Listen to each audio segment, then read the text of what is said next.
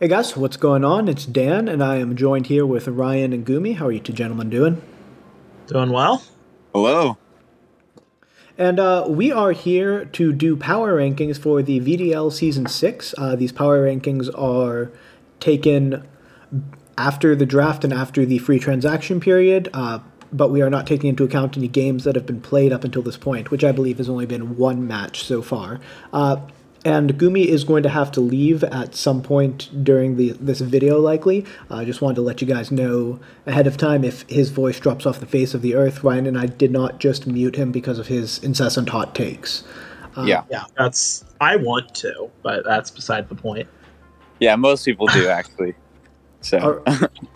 All right, and before we get into the rankings, I'm going to talk a little bit about the methodology and also what the different numbers that will appear on your screen will mean, and we'll do that on the next screen. But the methodology for the power rankings, we had 5 different coaches whose opinions I all respect, 2 of which are in the VDL, 3 of which are not in the VDL and can provide an outside point of view. So coach and playstyle are not taken into consideration. So for example, if you are a really great coach but you have a mediocre team, you're going to have a mediocre rating. Whereas if you're a coach who's not had a lot of success but you've drafted the best team, we're going to put you in the best slot. So this also applies to playstyle because I know specifically there is a coach who historically does very well and drafts a lot of monotype teams and has done so again. We are not taking into account his long-term success that he's had with these teams, but rating them as if 100 equally skilled players were given each of these teams in a massive round-robin tournament, just how we think the overall rankings would end up. And because of that, that doesn't necessarily mean that the team that is in first place in these rankings is always going to be the team beat the team that's ranked second. So being above another team doesn't mean you have a positive matchup against it, but just that overall in a round robin we would expect you to have a slightly higher ranking. But I know Ryan, you had some thoughts on this as well. Yeah, this is one of the hardest PRs I've ever done.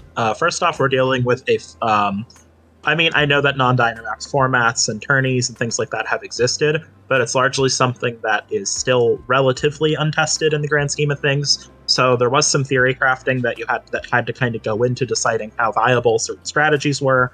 Another thing is that the divisions in this league are so small that counter teaming in your division, I think, is a really smart idea. Like if you're seeing something in your division and you need counterplay or something to it, that seems extremely viable to me. One of the issues that I had while rating this is that there were certain teams where I was like, okay, if I'm viewing this from the grand whole of all 24 teams, this pick doesn't make any sense. But then I looked at their division, and it was like, oh, okay, this gives them their division's full of weather, and they wanted something to deny weather, and that's why this mon is here. And that is perfectly cool. However, I chose to do my ratings as if all 24 teams were against each other, sort of in a vacuum. These are mostly for fun. PRs are not predictive.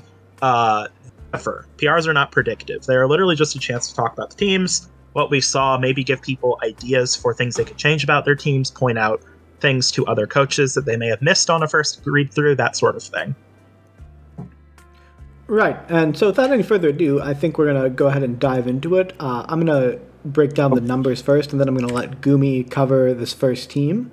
So this first team is the Drowzee Drake results, and at the top left you will see a bunch of numbers, so I'm going to explain what they mean. The overall is the overall ranking. We're going to be showing the teams in ascending order from 24 to 1. The division is where the team ranks within their division. The high is the best rating they received from the 6 coaches that rated, or from the 5 coaches that rated the team. The low is the worst rating they received from the 5 coaches that rated the team, which really can show you what the range of opinion is, and some teams have massive range of opinions. And then the average is adding up all 5 ratings, divide by 5, that's the average rating for where this team was. So, Goomy, why don't you take us through the Drowzee Drake results and tell us what you think about this team? Yeah, I personally could see this team working depending on, coach playstyle. But when you're just looking at it as a team, it does have a lot of massive flaws. The first flaw is that it is pretty obvious what you're going to do, right? Every match, you're either going to use Speed Swap or you're going to try and go into Trick Room. And there's also the problem of power, right? I think the only mon that I see here that I'm like, okay, I'd be scared about is really Stack Attack and Snorlax, just because those two can start doing damage if they get set up, right? But other than those two, I just feel like this team has a really hard time doing anything, A, outside of Trick Room, and B, really doing any damage. Like, you just bring in Intimidator, and like, I don't really know exactly what Masenko's going to do in that position, right? Yeah. I mean, one of the things I noticed, I think redirection with Trick Room is obviously a great thing. The problem is that you have a Mimikuz, and that's a Rage Powder user. So in draft, that tends to suffer because you can just tech Safety Goggles, and you can still taunt through, you can still Will-O-Wisp through, you can still Charm through. And Stack Attack and Snorlax are also both weak to fighting moves, and they're your main sweeper. So there's not a lot preventing the opponent from just kind of going for it. I do think there's some good value picks in this. I think that the Ribombee and the Rotom Fan especially are really good value for their tier. Same with Octillery, a good Water Spout user. I'm glad there is a special attacker to kind of help supplement the Trick Room mode a bit. But to me, it's like if you counter Trick Room, if you can stop the momentum from the other Trick Room sweeper is that Dusknoir, but that's also physical. So like if 3 of those mons are physical and you can Will-O-Wisp them all down, you can Charm them all down, you can taunt them down so they can't set Trick Room. I mean, or if you even just have an imprisoned Trick Room mon or a good Intimidator like Goomy was saying, this team really can't get its momentum going very consistently, which I think is its problem. It's just that it's going to have issues with getting that consistency. Also, Lopunny is a great pick, by the way. I do love Lopunny. As a tier 5, that's one of the stronger ones that we saw. Yeah, looking at this team, I think there are a lot of good individual pieces of value, especially that Rotom Fan, I think, is fantastic value in tier 4. Agreed. But there, just on the whole, I think it's more of this team has a pretty straightforward game plan, and I love the Rotom Fan's value, but I don't really see how it fits into the game plan as much all the time. Because this team is going to be setting Trick Room in any game where they're not setting Trick Room or doing speed swap shenanigans, you feel like they're doing something wrong. And I think that really reduces the value on some of their picks. But I don't think by any means it's bad or an easy matchup. I think it speaks to the quality of this league that this team is the one that we have rated at the bottom right now. But we're going to go ahead and look at the next team. And Ryan, I think you wanted to cover Sting Like a Ribombee. Okay. I'm so excited about this team. Okay. I know this is rated low. I did give it its highest rating. I'll be transparent about that. I don't care.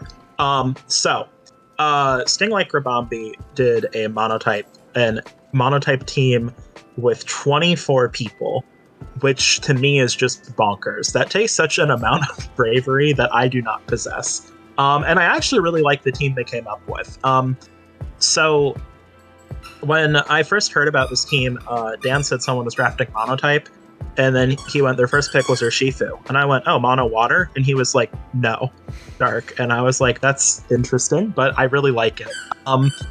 So you have the Urshifu, Sableye, Manitobans, Bisharp, Drupinion, Zoroark, Malamar, Shiftry, Galarian Linoon, Weavile, Guzzlord.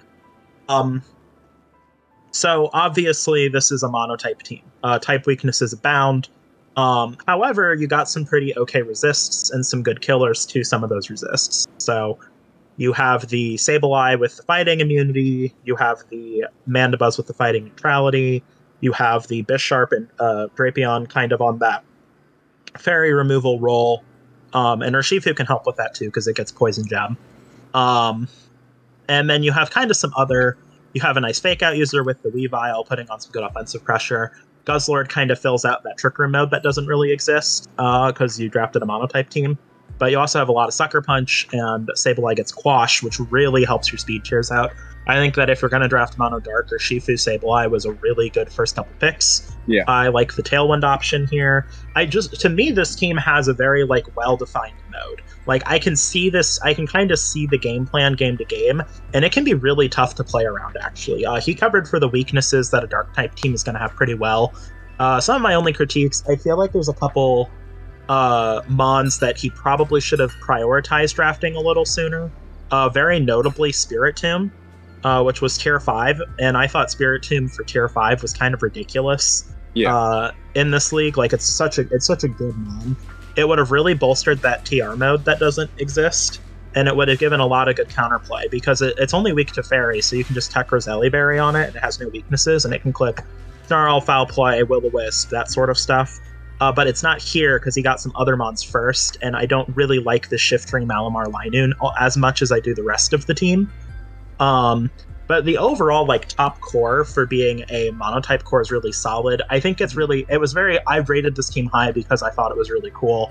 I probably shouldn't have given it as high even I did, but I really like the flowchart, the plan that I can kind of see with this sort of team. I think it can work really well.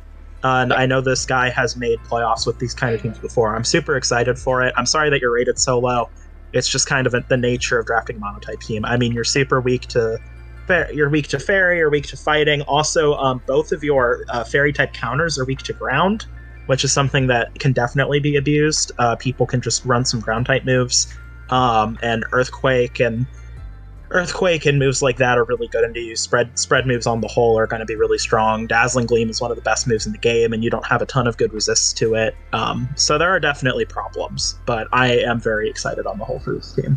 Yeah, this really is a cool team, and I played Batista last year, and he actually did beat me. So it does speak. He and I was the number 1 seed in our division. So he is a great player, and I acknowledge that, but at the same time, right, it's Sableye Urshifu is going to do a lot of damage, and you could just lose if you don't prep for it. It's a really strong core even without the monotype, I think.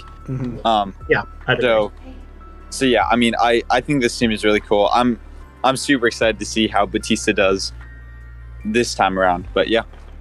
Yeah, I think he's got a lot of really cool tools. I especially love Manitobans in non-max formats. I'm currently using it in a different one that has restricted, so it's different, but man, it just feels so powerful every time it hits the field. Goomy got to taste it firsthand, exactly how annoying Manitobans can be, so yeah, that's it was bad. That's something that I think he's going to be able to leverage very well, even though it does have a lot of those same common weaknesses. But moving on to the next team, we have the Massachusetts Manitans, and I will take this one. Goomy and I are in a division with him, so this is going to be one of our division rivals. And he's got Celesteela, Kingdra, Araquanid, Regigigas, Sigilif, Shiinotic. I have no idea how to pronounce that. I'm assuming that's right. That's fine enough. No one does. Seeking, Thundurus, Pikachu, and Coughing. So, watching his team break down, this is designed to be a rain team. He picked the Celesteela because obviously bulky steel and rain. Kingdra is going to be good in rain, although I don't think it'll be as good as in non-max formats. Araquanid's going to just hit like a truck. And he even mentioned Shiinotic was the pick because it had Rain Dish. So, I love it, but it doesn't have a drizzle setter. Its rain setter is going to be Prankster Thundurus, and that's really going to limit him in team building a lot of the time, because if he wants to bring his rain mode, which he's devoted so many slots to, he needs to have the Thundurus. I apologize also if you hear a puppy barking. I've got a 4-month-old little dachshund puppy who is adorable, but sometimes he is also very loud. But I think that this team is limited by the Thundurus having to provide that rain for it every time. And then there are some picks that I have some questions about, double Lightning Rod users. I understand that you don't want Lightning Rod against your rain team, but double seems like a lot. I don't see a great role for Regigigas Coughing in a non-max format. I understand it can hit hard, it's got some decent support moves, but I'm not personally a believer in that mode, although I am very, very open to being proven wrong. But overall, I think this team just is relying... It drafted too hard into a single mode that it doesn't have the best way to facilitate that mode for. But Ryan, Goomy, what do you guys think about this team? So yeah, this team, I mean, it's hard to rate a team with Steela, Kingdra, Araquanid, Thundurus low. but the tools just kind of aren't here. I mean, you really want a Drizzle setter with a team like this. I actually think the Sigilif is actually pretty good. It's got that Tailwind mode that's actually pretty nice for this team. I like Toxicroak here with the dry skin. That's pretty good. It's just that, like, I'm looking at the team and I'm thinking, like, its setup is so specific. And it doesn't have really, like, the Trick Room matchup is basically hoping Shiinotic can spore something, and Araquanid can kill stuff, which Araquanid can kill stuff, but, you know, if your TR mode is essentially limited to those two mons, I'm pretty sure Sigilif also gets Trick Room. Someone can correct me if I'm wrong, but that's not something you want to be setting Trick Room with a whole lot. Steel is good. It's not going to be... I mean, it's still very good. I mean, it's a Steel flying type, but my issue is basically just that you fake out something and you can kind of beat this team, right? Like, you can fake out. Charm is super good into most of this team. If you're running a physical Stila, which you might be, I don't think you will be most of the time, but Charm's really good into that. It's good into Araquanid to get around Water Bubble, good into Gigas. Fake out's super strong. He doesn't have anything that's really going to eat that very well, and Toxicroak itself is a really slow fake out user, so you can get outsped on your fake out pretty easily. I mean, it's definitely got some cool stuff. I don't love the anti-Sid. The thing with the Lightning Rod users is I actually normally would be super down for them, and I actually think Pikachu and Seaking are kind of slept on. But the issue is that if Thundurus is always setting rain, you can't bring your Lightning Rod users because you need Thundurus to do, like, damage as well as that rain. So part of the problem is that normally anti-synergy like that doesn't bother me, but in this case it really does, because if two of your slots are going to be... one of your guaranteed slots needs to be Thundurus with your rain mode, that's a problem. This team has more to it than rain, though, which is where I think it kind of ekes out a little ahead of some of these other teams. It's got a nice Tailwind mode. I actually think that Tier 3 Gigas, Tier 5 Coughing's pretty good value, and a lot of the mons here are just really solid. Like, Thundurus or Aquanid, Stila can just win you games. It's flat.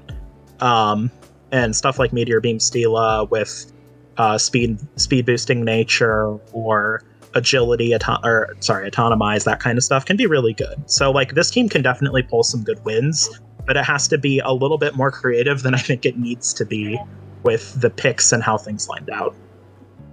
Yeah, for sure. I think that, like, I think you said it perfectly. There's just a lot of solid pieces, but it just doesn't fit well. Like, Thundurus as your Rain Dance user just really isn't solid.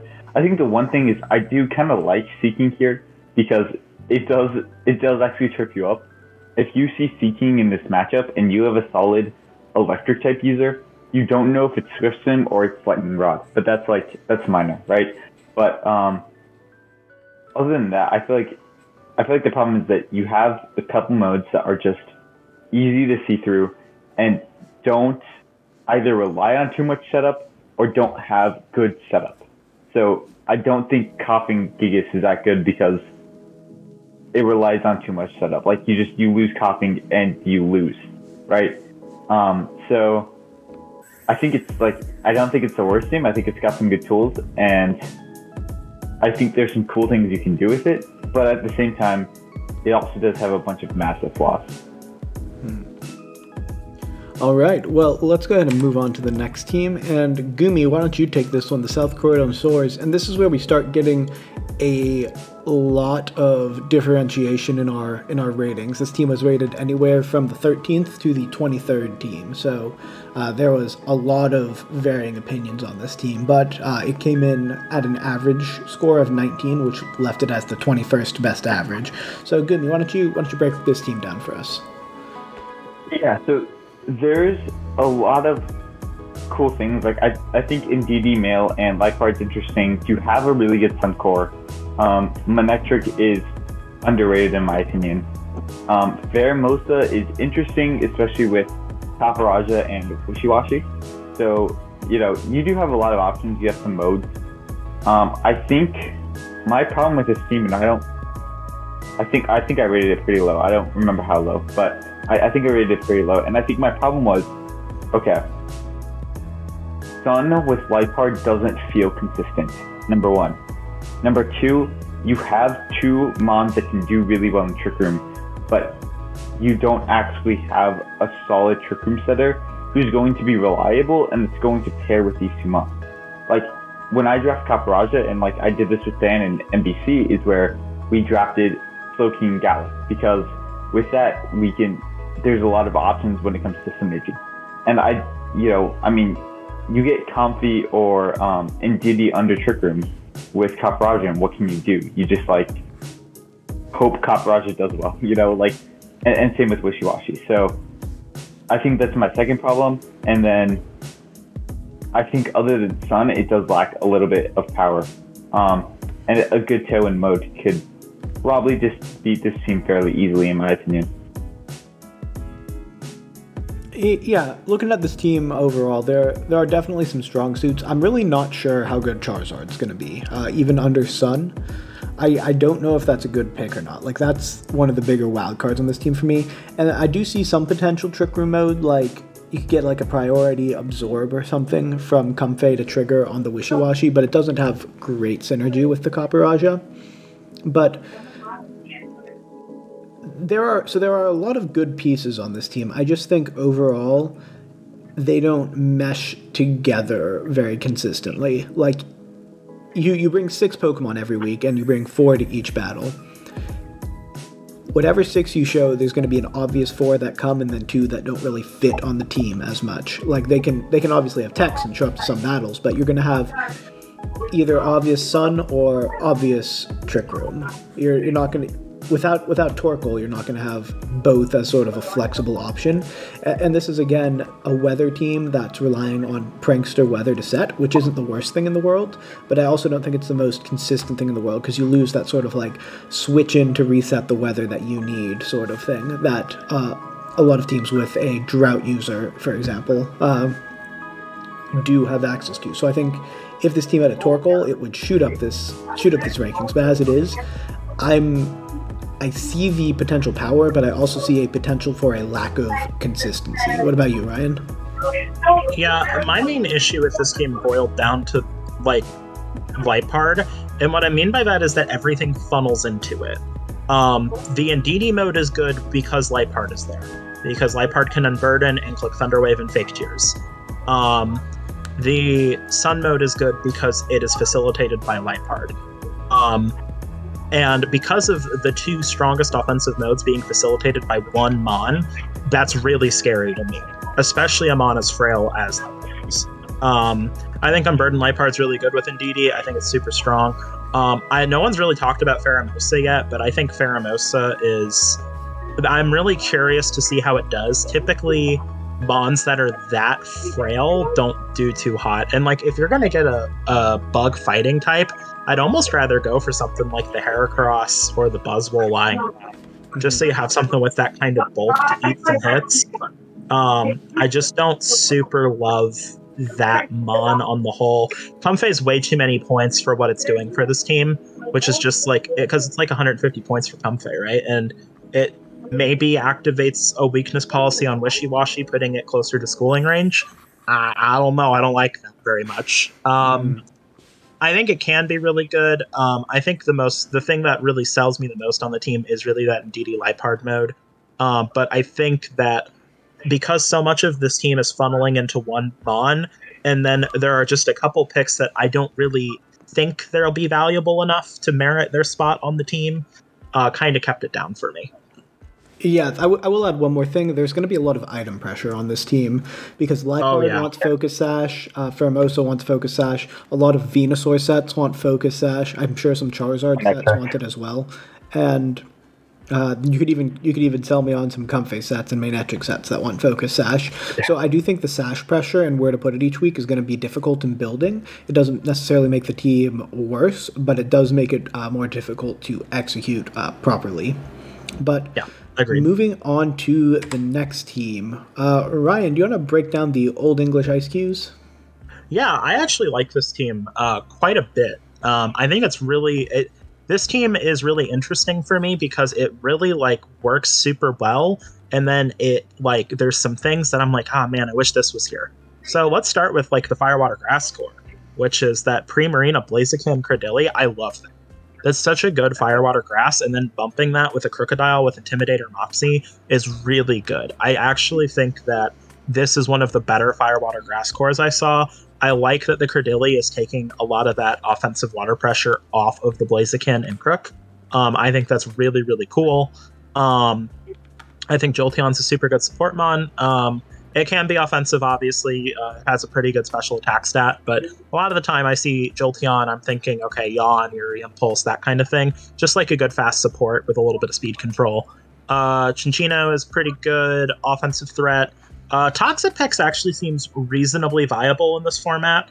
I'm not sure how viable, but I don't dislike it.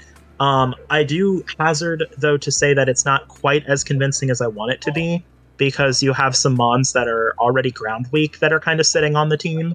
And yeah, you have Cresselia and Skarmory and the Haunter, but I don't know how much I love those like switching into Earthquakes, because then you can just follow up a lot of the time on those mons. And then the Cresselia is for Trick Room options pretty good, not that the Trick Room mode's super present. A Celigore is... I was looking at a Celigore's move pool the other day to see if I was missing anything, and I think it's like mostly bad. Like, I was hoping it'd get some kind of good speed control or something. To me, it just looks like fake out bait with like Final Gambit. And I actually think Haunter is one of the better tier 5s lying around. It's really good. I've used it before. It can definitely put out pretty good damage. Like Scarf Icy Wind's always really solid on it. Destiny Bond's great move. Things like that are pretty nice. Main issues with this team is essentially, I feel like the modes are a little incomplete, and I don't think every single pick is providing enough value to the team. Like, with those tier 1 mons that I'm seeing, you know, the first, like, 5 mons on the left, Prim, Crook, Blaziken, Credilli, Jolteon, I really want to see, like, a Tailwind setter with that, like a good one, and nothing on this team gets Tailwind, which feels kind of bad, because a couple of those mons, because, you know, Primarina and Crook are... Well, Crook is fast-ish, but it's not super quick. Blaziken takes a turn to get its speed. So you actually effectively have like 4 really mid-speed mons, and your speed control seems a little inconsistent. Coupling that with the fact that I don't think Cress fits this team particularly well. I don't think a Celigore is offering you much. I checked, Skarmory doesn't get Tailwind this gen. That's a transfer-only move.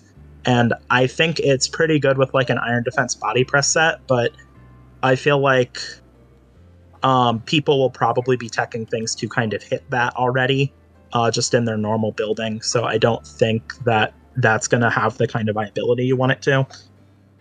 I think it's like top core of 5 mons is really good, and I like some of the other slots. I like the Haunter, I like the Chinchino, I like the Toxapex, but it doesn't have a few of those tools that I really want it to have to let those tools shine. That core really shine. Yeah, agreed. Like, I look at the team and I look at the top 6 mons and I'm like, okay, this can work, right? And I look at the bottom 5 and I'm like, I don't know about that. And like, I actually really do like Toxapex. I think the one problem is, as you said, is that ground weakness. Like, of that like top row, right? 3 of those mons are weak to ground, and there are no resists. And like Skarmory feels a bit weak here as well. And I think my biggest problem was probably that Cresselia is like, I feel like I would have, you know, maybe gone a tier lower and gotten a different Trick Room setter, like I don't know, Slowking. Yeah, but like Slowking or Uniclus, something like that. Yeah. I also feel like Credilli is a bit underwhelming with when it comes to damage in this format, and I think that's something like that I saw firsthand, and so I felt like, okay, you get like a Slowking or a Slowbro, right, and you have that Surf, you then have Meteor Beams and stuff, like you make Credilli way more viable, and you also have a Trick Room setter that fits with your team. And so, like, I don't know, if I was Gert right now, I would say, okay, change up my points, trade away Toxapex, and just mess with those 4 mons. Toxapex and then my 3 freeze, and get something that kind of fits the team a bit better.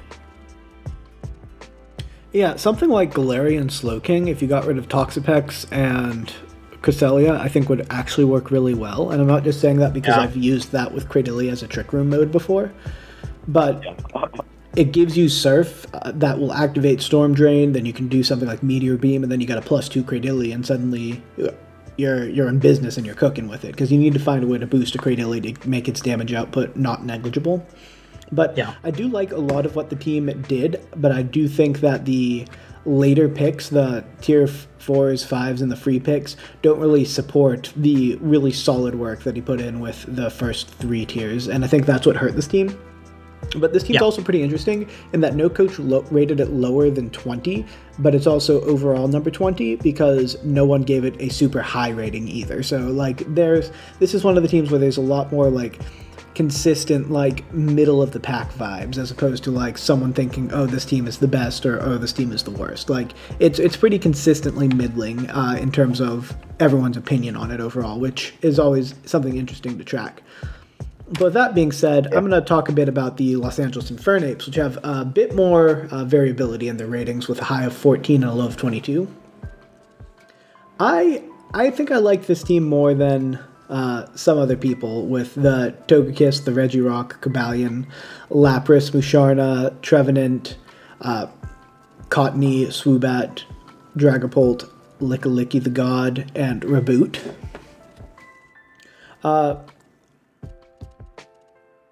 There's a lot of power on this team. Like, obviously, Togekiss Dragapult in max formats is always great, and I believe in a non-max format, Dragapult loses a bit of value, but it's still going to be, you know, it's still a Dragapult. It's still the second fastest thing in the format, maybe third fastest. I don't actually know if Pheromos is faster off the top of my head, but it's going to have Dragon Darts, and you're going to be able to follow me away from it, cover a lot of the weaknesses. Like, great 2 right there.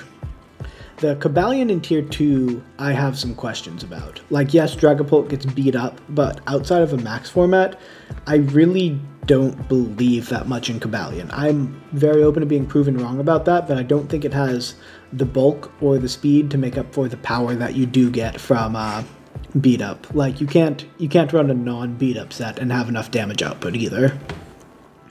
Regirock is interesting in Trick Room outside of Dynamax, because it gets really good coverage. It's very powerful, very physically bulky, but I also think that it doesn't have the attack stat that can support it outside of Dynamax and still be able to pick up those KOs. So I think this team overall has a lot of really solid pieces, but what it lacks is sort of the overall damage punch. Like, even something like Dragapult, as good as it is, 120 offenses with limited coverage, or 100 special attack, and you get really good coverage, but base 100 special attack isn't going to pick up a huge amount of KOs all the time. But what do you guys think about this team?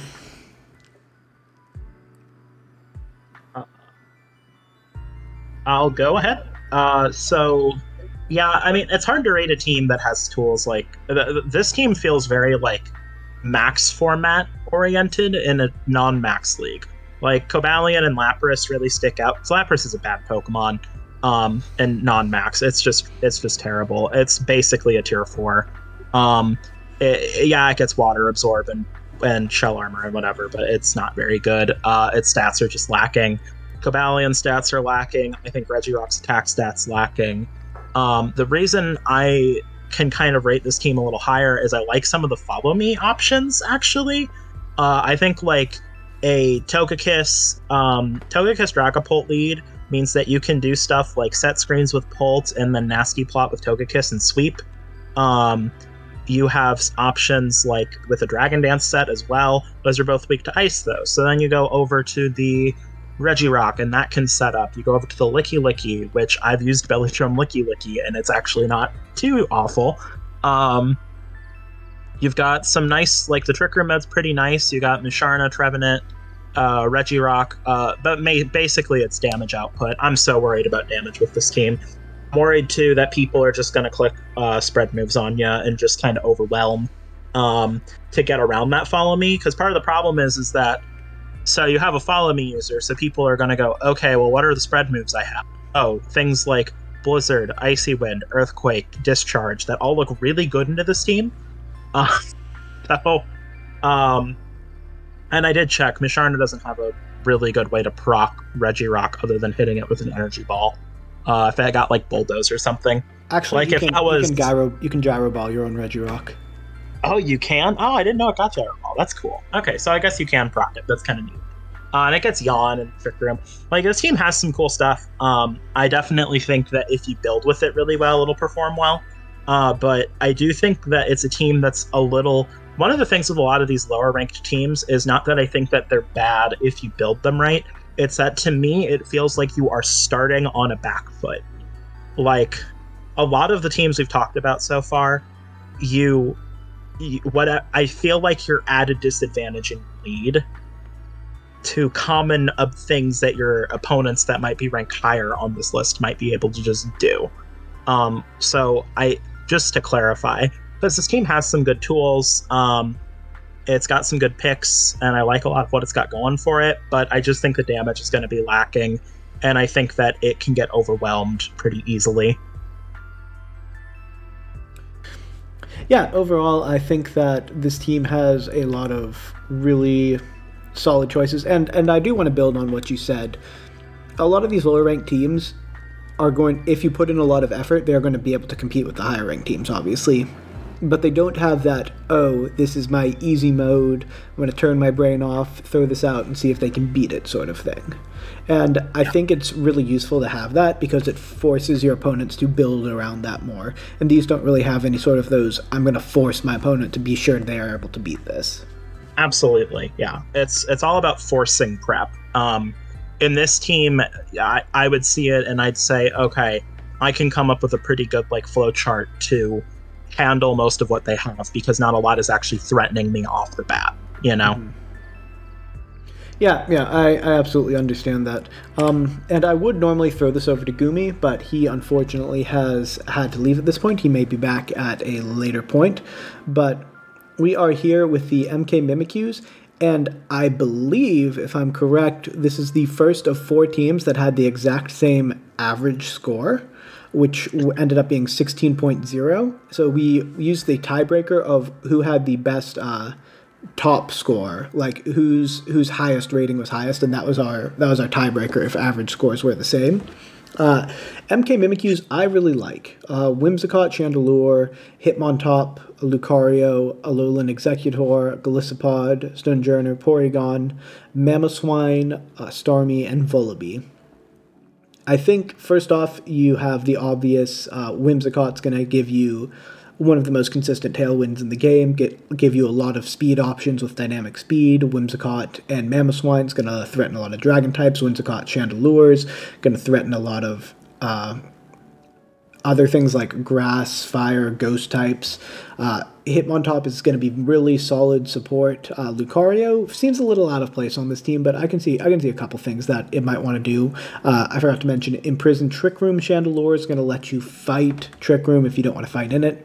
Golisopod in Tier 4 seems like a really, really good value, so I like that a lot for this team. Like, overall, this team has some really solid pieces that I am a fan of, but I think if you're looking at it, like, it needs to be under Tailwind, because everything that it's working with is pretty middling in speed. Like, it doesn't have a great fast mode or a great slow mode unless it's completely under Tailwind. So if you're able to match Tailwind against this team or fake out and KO the Whimsicott early, I think that puts this team massively on the back foot because they're not going to be moving first a lot of the time. So I think that's sort of where the balance of this team is in terms of people who rated it really high and rated it really low. The 23 I just completely disagree with this team. I believe I was actually the one who rated it 11, so I'm pretty high on this team. But Ryan, what are your thoughts here? Yeah, I mean, part of my issue with this team was it felt like it was doubling on some typings that you don't want to double on. Mm-hmm. So it double dipped into grass, and grass has a ton of weaknesses. It double dipped into fighting, which shares a few weaknesses with grass and has some issues. Double dipping on water is not too bad, but you don't really have a lot of great switch-ins other than Mamoswine, and Mamoswine can get beat by a grass type move. So my main issue is honestly mostly type cores with this team. Mm-hmm. Damage output seems like it could be lacking from some tools. I love Golisopod, Stormjourner. I think those are really good tier 4s. You haven't mentioned Trick Room, but the Trick Room mode's actually pretty convincing. With like the Alolan Executor, Porygon, Stormjourner, well, kind of Stormjourner if you run like Room Service or Iron Ball. Golisopod. I think Starmie's a super good pick. Mamoswine's going to be ridiculously good in this format, at least in my opinion. Mamoswine tends to underperform in Dynamax, I think, a little bit. But when you kind of look at it out of Dynamax, I think it gives you a lot of really solid options. Yeah, my main issue is mostly just that, like, the type cores are a little wonky. I'd love a fairy type on this team. And there's just a lot of common shared weaknesses, and that really holds it back for me quite a bit. Just personally, I think it's a good team though. Like, it'll perform pretty well. It'll have some good matchups where it does well, but I can also see this guy going into a matchup and being like, oh no, I can't kill anything. This thing has great coverage and hits my entire team. And that's actually something else with this team, which is coverage. The Mon that gets Mamoswine and Starmie have great offensive coverage, and like Chandelure gets Energy Ball, I guess. But a lot of these Mons don't like get all the tech moves you want, I feel. And there's kind of going to be a little bit of some of that missing. And a lot of the team's frail too. Like, a lot of things want Sash. Like, Whimsicott wants Sash, Stonejourner wants Sash. Chandelure's honestly going to want Sash a lot of the time. Lucario does occasionally. Starmie wants it. So, like, that Sash pressure, again, is a thing to bring up. Yeah, I think a team like this, if it had something like, I don't know, Haxorus stands out to me as just one more solid offensive option with a lot of coverage, it would really benefit from it. But yeah, it needs a little something, but I like it overall. It's just some of the type core stuff. This team also, we should note, it has a high of 11 and a low of 23, but its average is 16. So this is the one that was most consensus, kind of in the middle of the pack of the bunch that we're about to get into, because some of these get a little wonky. Yeah. Yeah, we're going to be seeing some numbers pretty soon. I'm going to yell at some people about some takes, but we'll do that later. Yeah, but why don't you take on Lucian's team, Rebellion? Yeah, this is a really odd team. I really had a hard time determining how much I liked or disliked this team, if I'm being completely honest. So you got Tier 1 Arcanine. I think that's great. Arcanine's going to be super good in this format. Tier 2, we'll hit Weezing later. Goodra's going to be really solid in this format, especially because he built his team with a lot of like built-in Goodra support, which was interesting. He's got things like the Thwacky to help boost it. He's got, with the grassy terrain, Goodra does well in that. He has the Tailwind from the Butterfree. He has screens. He has the ability to shut off opposing abilities. Like, a lot of this team actually weirdly funnels into Goodra. I don't know if that's intentional or not, but it felt like it looking at the team. Sirfetch'd is an amazing tier 3. First impression's really strong in this format. He also has grassy terrain, and it gets priority Grassy Glide with a 50% crit chance, so that's good.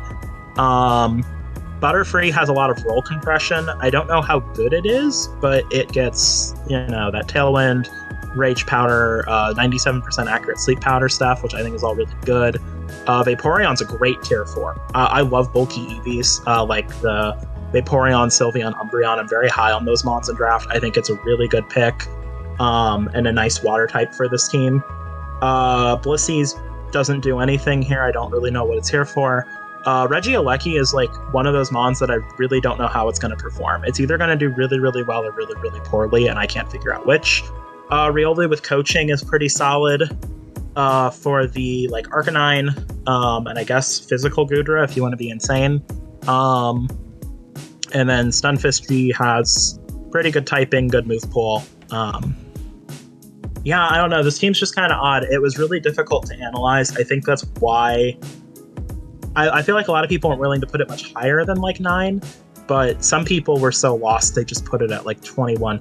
I think the offensive stats on this team are pretty good. I think Weezing's a bit misplaced because I feel like you want your abilities by and large. Like, you want Transistor on your Regieleki. You don't want to set Misty Terrain because that nerfs your Goodra Stab. So I feel like it's mostly here for neutralizing gas. But you like also want Intimidate on your Arcanine or Flash Fire. You want Compound Eyes on your Butterfree. You definitely want what's the thing that Sirfetch'd gets? Steadfast. I don't know. Yeah, it gets. I forgot its ability, and which is bad because I've used it twice. You'll want that water absorb on that Vaporeon to give you some nice clean switch-ins for your Arcanine. So I don't know. It just doesn't feel. It feels like this team has so many abilities, and grassy terrain on Thwackey, obviously. It just feels like a lot of the abilities on this team you actually like want.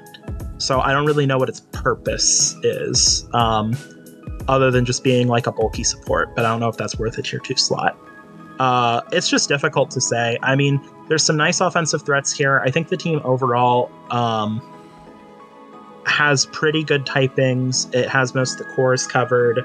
It has a lot of niches covered. I think the Trick Room mode's really, really sus on the whole. I think Trick Room's one of the better ways to deal with this team. And I don't think Butterfree's like that consistent a Tailwind setter. So there's that as well. Mm-hmm. So I don't know. This one's tricky. I think I like it. Yeah, like looking at it, if someone told me, "Hey, I rated this team 9," I'm like, "Yeah, that's a reasonable take." And if someone else told me, "Hey, I rated this team 21," I'd be like, "Yeah, that's a reasonable take." Yeah, it's so difficult. Yeah, this team looks annoying to play against, annoying to prep both for and against, and the wheezing I think is anti-synergistic with a lot of what it wants to do. I do like the potential for physical Goodra with the Riolu. I think Arcanine, if you boost it, it can actually be more offensively threatening. I think Regieleki is going to be really good in the format. Like, there's a lot of things I like, but this team is just so weird that I don't feel confident enough to be like, yeah, slam dunk, this team's going to be amazing. Like, each individual piece I like, but how they fit together at times feels a bit weird for me. And then there are a couple things that stand out as like never showing up to a batch, like Blissey. If Blissey shows up, something has gone horribly, horribly wrong for one of the two coaches involved. But moving on from that, let's take a look at the Royal Kingdras, who also have a 9-21 spread. Go ahead, Dan. Yeah, Landorus, I think it's great in this format. Agreed. Registeel, I have no idea how good this is going to be in this format under Trick Room. Probably good. Reuniclus, I think it's going to be a great Trick Room setter. Pelipper, I like it. I don't like that your Rain Sweeper is Beartic. I'm very anti-Beartic as a Rain Sweeper. Pincurchin lets you fight terrains decently, but you don't have something that's going to want to take advantage of that electric terrain to a huge extent.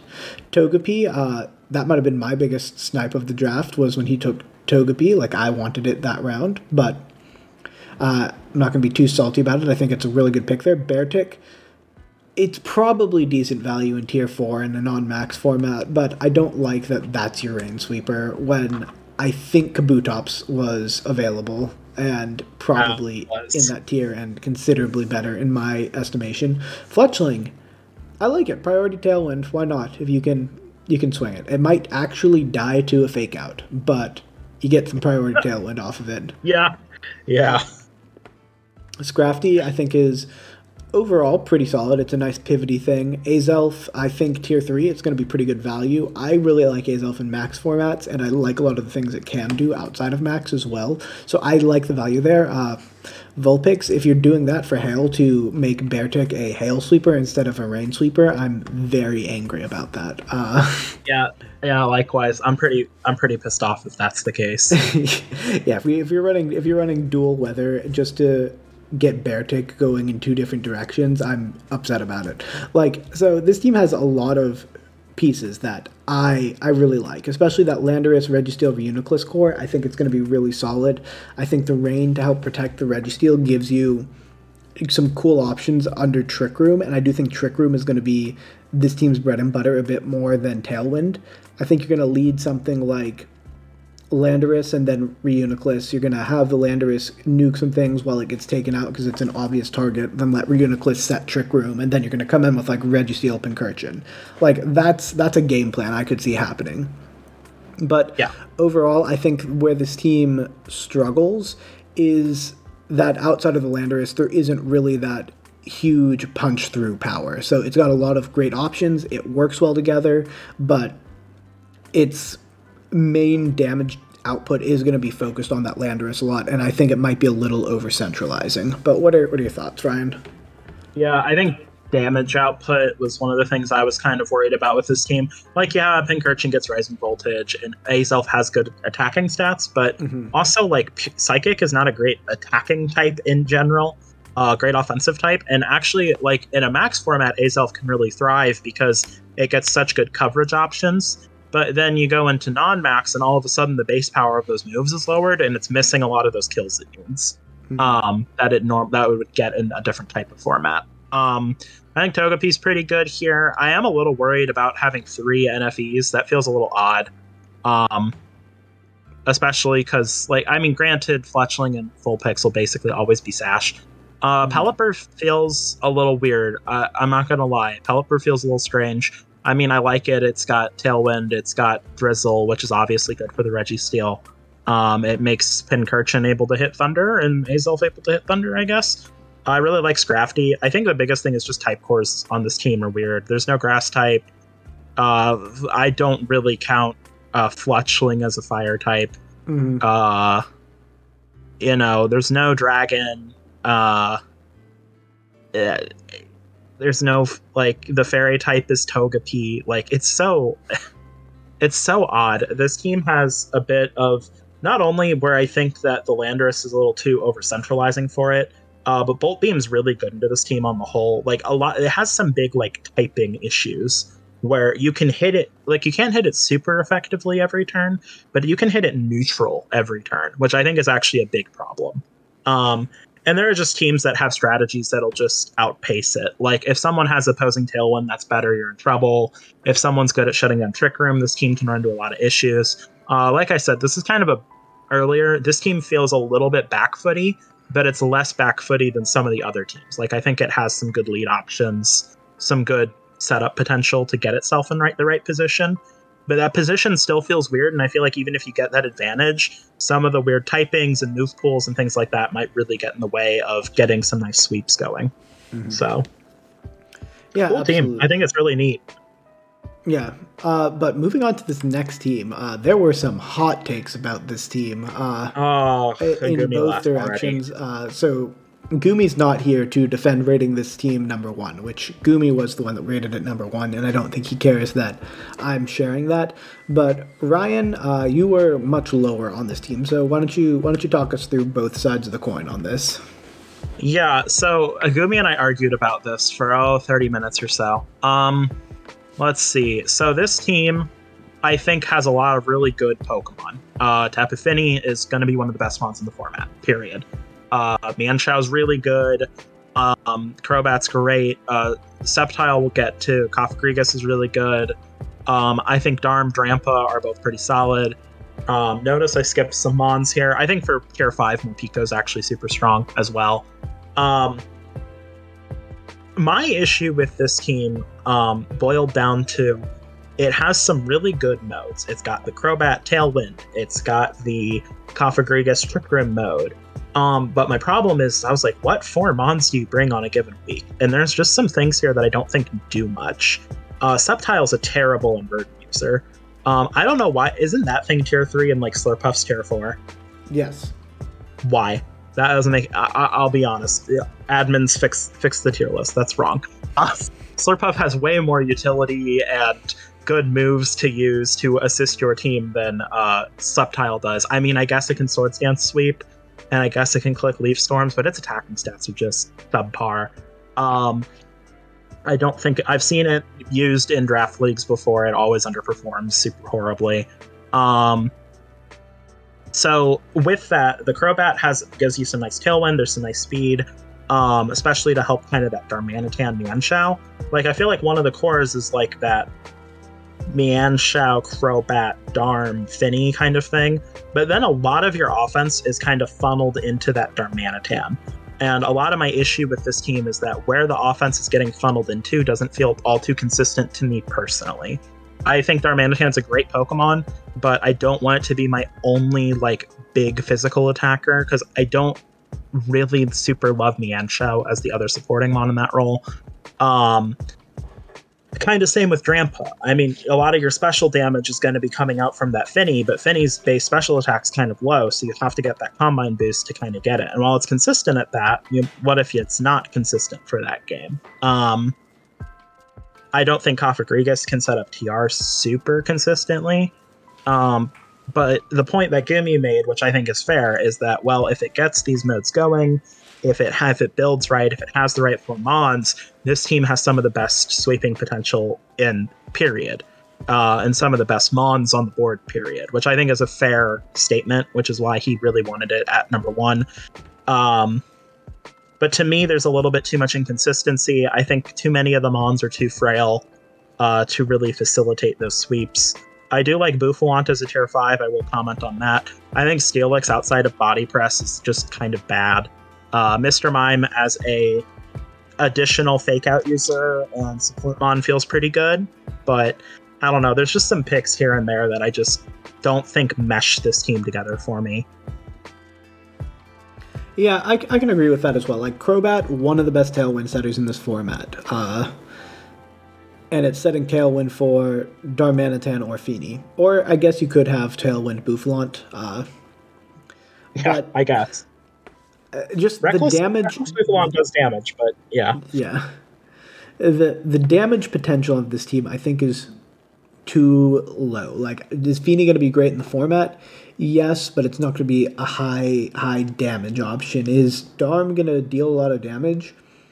Yes, but you intimidate it and it's got paper defenses. Like, there's obviously a lot to like about this team, but I think the support and the offenses, it tilts too much towards support options compared to offensive options. And usually most teams tilt the other way, too much towards offensive without enough support. But I do think if you look at what 4 come in any given battle,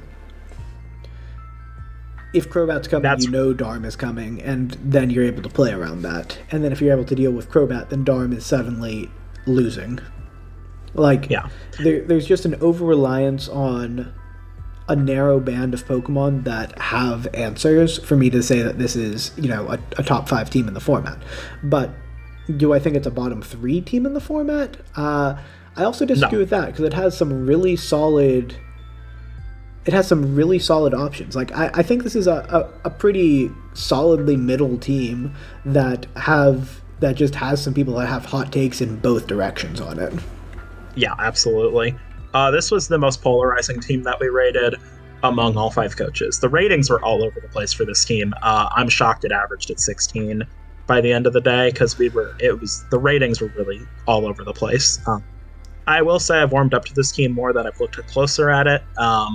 But even with that further inspection, I don't think I can agree with Goomy's number 1. But Goomy's not here to defend that take, so Welsh Raillords, just take your W with that, and we can move on.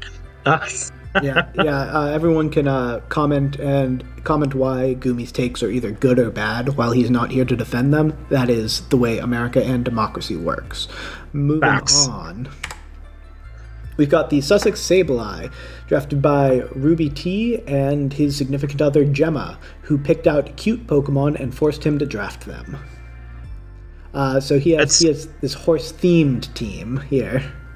Yeah, we love horses. Yeah, we love horses here with Glastrier, Mudsdale, Spectrier, and Galarian Rapidash. So we got 3 really good horses, and then we got a Frappuccino, like a Rainbow Frap.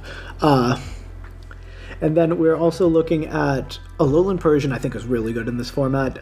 It was on my list as something to look at. I think it's going to be able to put in a lot of work. Nidoqueen I love in this format as well. Crawdont could be very good. Glastrier I don't think is as good in this format as in a Max format, but I don't think it's bad by any means. And same with Spectrier. I think those are 2 things that really like Max. Actually, I think all the horses really like Max.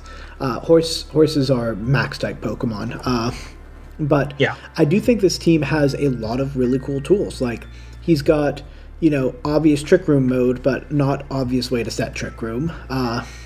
He's got obvious Fast mode, and the Fast mode's going to be great. Like, you lead Alolan Persian and Spectrier and opponents are just going to be terrified. And then you're going to have something like Nidoqueen and Crawdont in the back. Like, sign me up for that if I'm piloting this team. So I think this team could have, given that the primary factor for drafting was how cute the Pokemon were, I think this team could have ended up a lot worse than it was, and I like a lot of what it's able to do, although there are some pretty obvious weaknesses as well in terms of type cores, overall power level of the Pokemon. Like, the synergy actually came together decently well, but I think the overall power level for everything that's not Glastrier and Spectrier is lacking. But what do you think, Ryan? Yeah, I'd agree. I mean, it actually comes together really nicely. One thing you haven't mentioned yet is Roserade, which I actually love on this team. Right. I think Roserade actually rose this team a couple notches on my own ranking. I still think I rated it a little lower, but I actually think that for the circumstances, this team's pretty good. I think Gothorita is actually going to be really consistent for this team. Rapidash is usable. Run Blunder Policy, Hypnosis if you're a man. The Crawdont is real nice. Obviously, Jigglypuff's not going to do much. Bronzor actually, as a Trick Room setter, isn't going to be too awful if you don't want Gothorita for a given week. But yeah, there's some obvious, you can Stamina Boost the Mudstale. You can just beat it up with the Persian, and it'll Stamina Boost through that damage output. So, there's a lot of good, tools here. There's some good mons. I do think it's lacking in offensive coverage. I think I feel like a broken record. I feel like a Tailwind setter would be nice for, just giving some of those slower mons a bit more speed. Notably, the Nidoqueen and the Roserade would benefit from something like that. I think, Tier 5 Unpheasant is around. That might be good on this team. Mm-hmm. That's not that cute, though. Yeah, as far as designs, it does. I hate that mon. But aside from my hatred of the Pheasant, I like this team. Overall, I think it's 14. That might be that's maybe a little high for me, but I do think that in a lot of ways it's more synergistic than some of the teams that have come before. Mm-hmm. And I think it does have some really good mods and some good tools. Yeah, and he's also fortunate with his division because each division is guaranteed 2 playoff spots. We have him as the second best team in the division, as his division has had 4 teams rated already. So he's fortunate to be in a division where this team is going to be very, very competitive within the division as well. Yeah. But, Ryan, why don't you tell us a bit about the Somerville Scraggies, who are rated 1 higher overall but are 5th in their division? I actually really like the Somerville Scraggies team a lot. The main issue with it is just damage output, but we'll get to that. The Indeedee Slowking I actually used for an entire season. Indeedee Slowking Slurpuff is a core of 3 mons I've used before, and they are absolutely great. Indeed, Slurpuff gets moves like Fake Tears, it gets String Shot, Helping Hand, stuff like that. That's really good for Indeedee Expanding Force. Can really help your speed tiers out quite a bit. It gets a lot of those really nice support options for it. Slowking, I think, is one of the best Trick Room setters to pair with Indeedee, because part of the issue is whenever you do a Follow Me Trick Room setup, and part of the reason why I think Hat Indeedee was also really good, is that if you do a Follow Me Trick Room setup, then the question is, okay, well, I need to get my sweeper in now. Most of the time in draft, you set Trick Room, and then it's well, I need to get that sweeper in to sweep right now.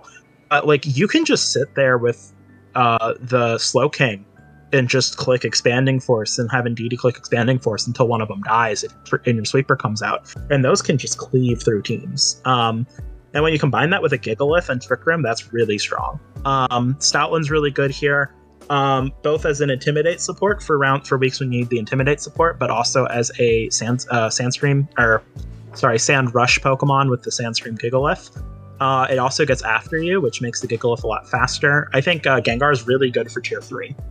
Really fast Icy Wind without Fake Out is always really strong in these kind of formats.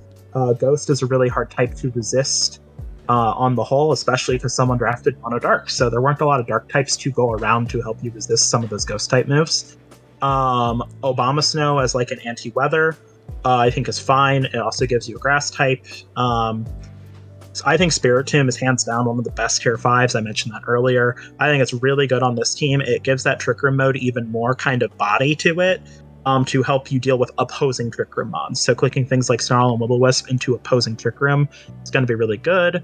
Bolton's a nice Nuzzle user, and it's fast and competitive is going to be pretty solid. And Noivern is a good Tailwind setter for if you want to do some faster builds on like your Indeedee, Gigalith, Stoutland, Bolton, that Gengar, that kind of thing. If you just want to outspeed everything, you can do that. And its damage output's good. Main issue with this team, though, is, well, damage output's okay.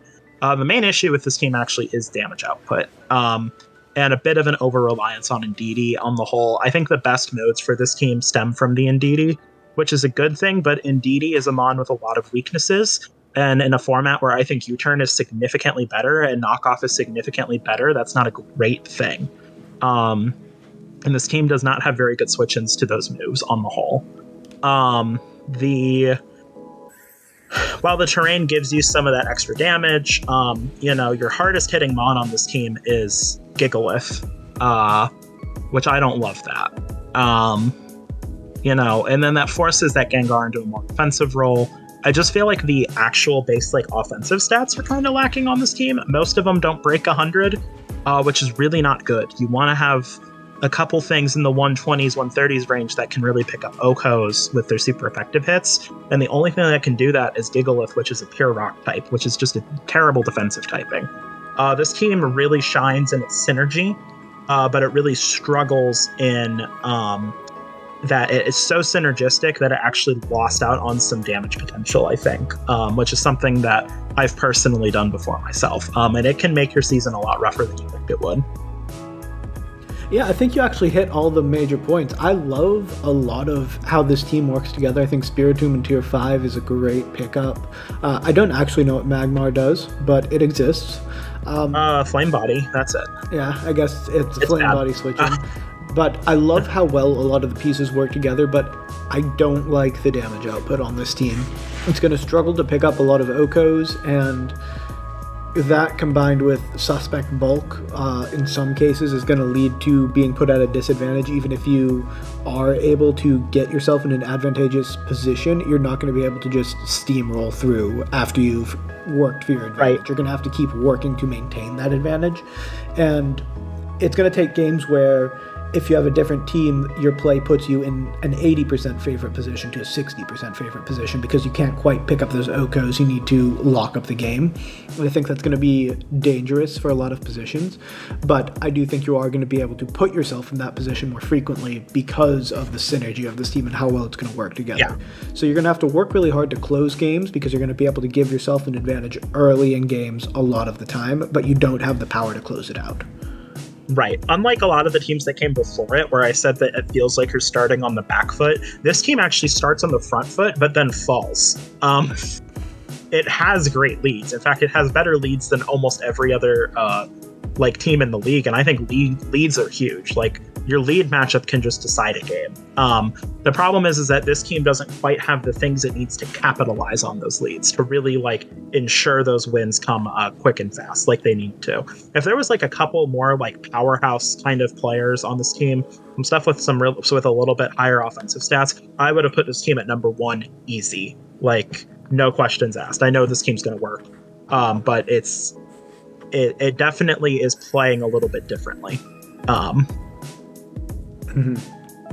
All right, well, let's move on to the next team, and I will take a look at this. And this is going to be yeah, this is Goomy's team. It's only Tornadus and Garchomp. There's actually no other Pokemon on this team. Facts. Oh, and Sylveon. I like Sylveon. Yeah. Come on, give that some credit. No, I'm talking about Goomy in chat saying Tornadus Garchomp beats everything. Oh, right. So this is Goomy's hot take team. He's got Ludicolo, and I guess Tornadus has Priority Rain Dance, so that's one way to activate it. It's got Fake Out. Sylveon, I think, is going to be good on this team. Magmortar in Tier 3, I think, is bad. Like, I think that's actively bad. Like, I think Sharpedo is better than Magmortar in Tier 5. I don't really understand the Caracosta pick, but overall, I like that this team has a very, very, very consistent tailwind because it needs it, and I think Carbink is decent as a Trick Room setter as well. Garchomp obviously has a lot of power, and I've run a full season of Tauren Garchomp before, and being able to bring in a late game Garchomp under tailwind, yeah, you're gonna clean up some games with that thing. But a lot of the individual pieces feel good, but a few of them don't feel quite as great, and I think the synergy on this team overall is lacking. Like, that Ludicolo pick in Tier 2, like, I understand you can set Rain Dance, but again, like, this is another one of those teams where your Rain Dance is, where your weather is, you're relying on Prankster from something that already has 6 or 7 moves that it wants to fill in those 4 slots. I'm not a huge fan of that, and I think his Trick Room mode is pretty solid overall. You don't need the Caracosta for it, but Vikavolt going to be really solid under Tailwind. But, you know, I think this is almost a textbook definition middle-of-the-road team. It's solid but not spectacular in every phase of the game. Like, Tornadus, great pick, but everything else solid but not spectacular. What are your thoughts, Ryan? Yeah, I mean, it has Disquake, which I really like. I've really been looking for, like, good Disquake for people that are... I assume in the VDL most folks will be familiar, but if you're not familiar with Disquake, that's the combination of Discharge and Earthquake, where you can just click that with impunity. I really like that Vikavolt and Garchomp can, like, put out, like, one of the scariest Disquakes in the game. Like, if you can get those two out on Tailwind, just clicking Discharge Earthquake, that's ludicrously strong. I like Heracross on this team pretty well. You didn't mention it. I think Heracross will actually do pretty well in this format. Its natural bulk's pretty solid. And it's got some good moves and abilities that it can kind of capitalize on. I think Sharpedo's pretty good for Tier 5. I also like Carbink as the Trick Room setter. It's actually pretty consistent at setting Trick Room in my experience. I've had to play against it a couple times. Sylveon's a great Pokemon, especially in this format. I think Hyper Voice, Fairy-type Hyper Voice is really good.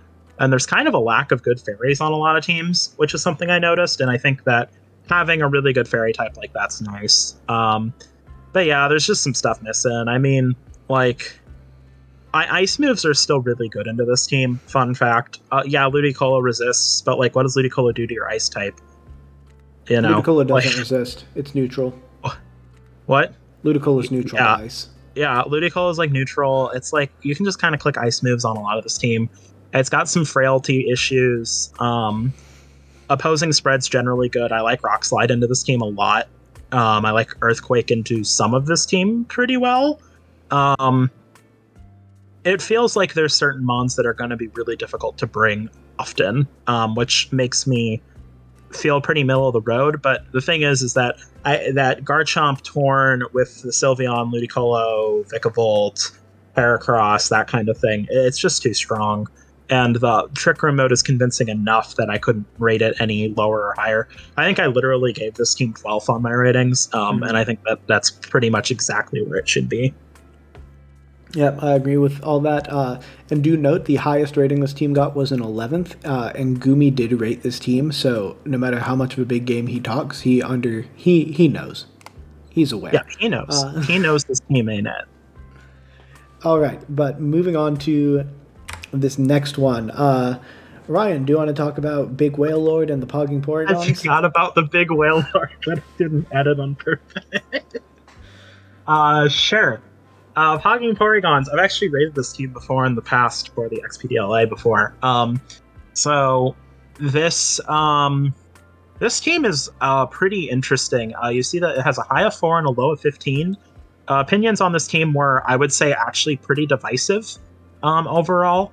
I was sort of in the middle between the 4 and 15 crowd, but I want to talk a little bit about where kind of this team and how it operates. So you've got a Firewater Grass Core to start, Cinderace, Suicune, Tapu Bulu. I believe they drafted Suicune first, which actually feels pretty good to me in this kind of a format.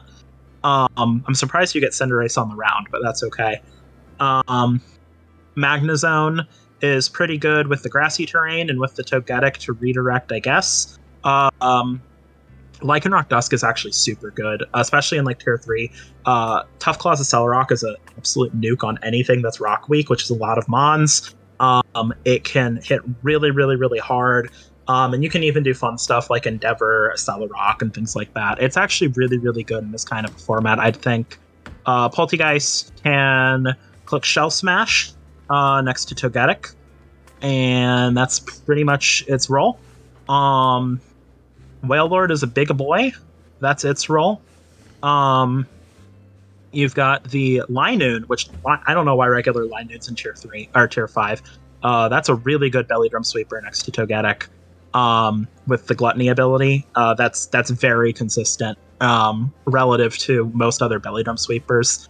For Tier 5, that's pretty strong. Marowak is a super good Pokemon. Lightning Rod is super useful for this team, both for the Togetic and for the Suicune. And it's a really, really, really good mon to have in Trick Room. And Grookey is worthless. So, unless you want to click Banded Grassy Glides next to your Tapu Bulu to rub it in its face that it can't use it. Generally speaking, the team has a consistent Tailwind setter, but it's not a fast Tailwind setter. So this team runs a lot of this team I feel like more exists to oppose, counter opposing Tailwind rather than abuse it itself too heavily. I mean, it's got some mid-speed picks, but other teams with Tailwind will get their Tailwind first on this team, which is worth noting. I think one of my bigger problems with this team is that spread moves are still really good into it, especially Quake Slide, which is the combination of Earthquake and Rock Slide. Yes, he does have the grassy terrain, which nerfs the Earthquakes, but there are still some 4X weak mons. I'm really not sure how well Cinderace is going to do. My comparison point for Cinderace would be something like Gen 6 and 7 Greninja, which did okay on ladder, but that was mostly because of map block. Offensive Greninjas did 8, I guess, but I remember it being pretty middle of the pack, and I think that's pretty akin to what Cinderace will do. I think it might be slightly better, because I think its move pool is a little bit stronger than Greninja's was, but even still, this team has a lot going for it. I think it's a little too physically oriented. You can click Intimidate on a lot of these mons. I'm not 100% sure Magnezone's really going to do it for you. I think some spread moves are bad in the Trick Room mode outside of the After You, Togetic, and the Marowak seems very lacking. And I don't think Wailord's worth a Tier 4 slot when you already have Suicune. Yeah, the Wailord and the Grookey both feel like, hey, I'm picking these to improve my type chart, and I don't think they actually add anything at all of value to this team. Yeah, you're not. Well, here's the thing. My question is, if Grookey improves your type chart, right, or something akin to that, or let's say Wailord improves that type chart, are you switching Grookey and Wailord into hits? Because the answer is no. I'm not switching Grookey into even a resisted hit if I need it, you know? I actually think the defensive synergy on this team's fine. Mm-hmm.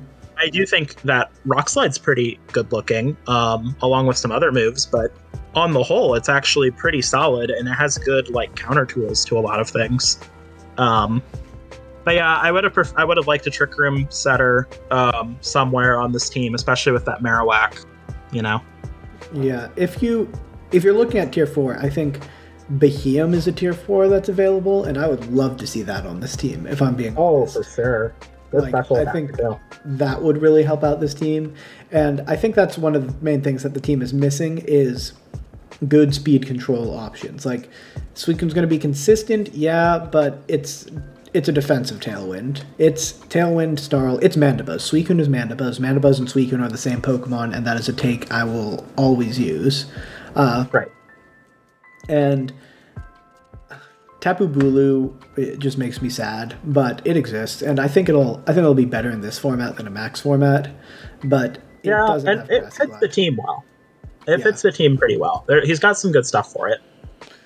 But yeah, I think this team is just a slightly above average team with really good defensive synergy, decent offensive output, but the defined modes aren't quite defined enough for me to say that this is a top team.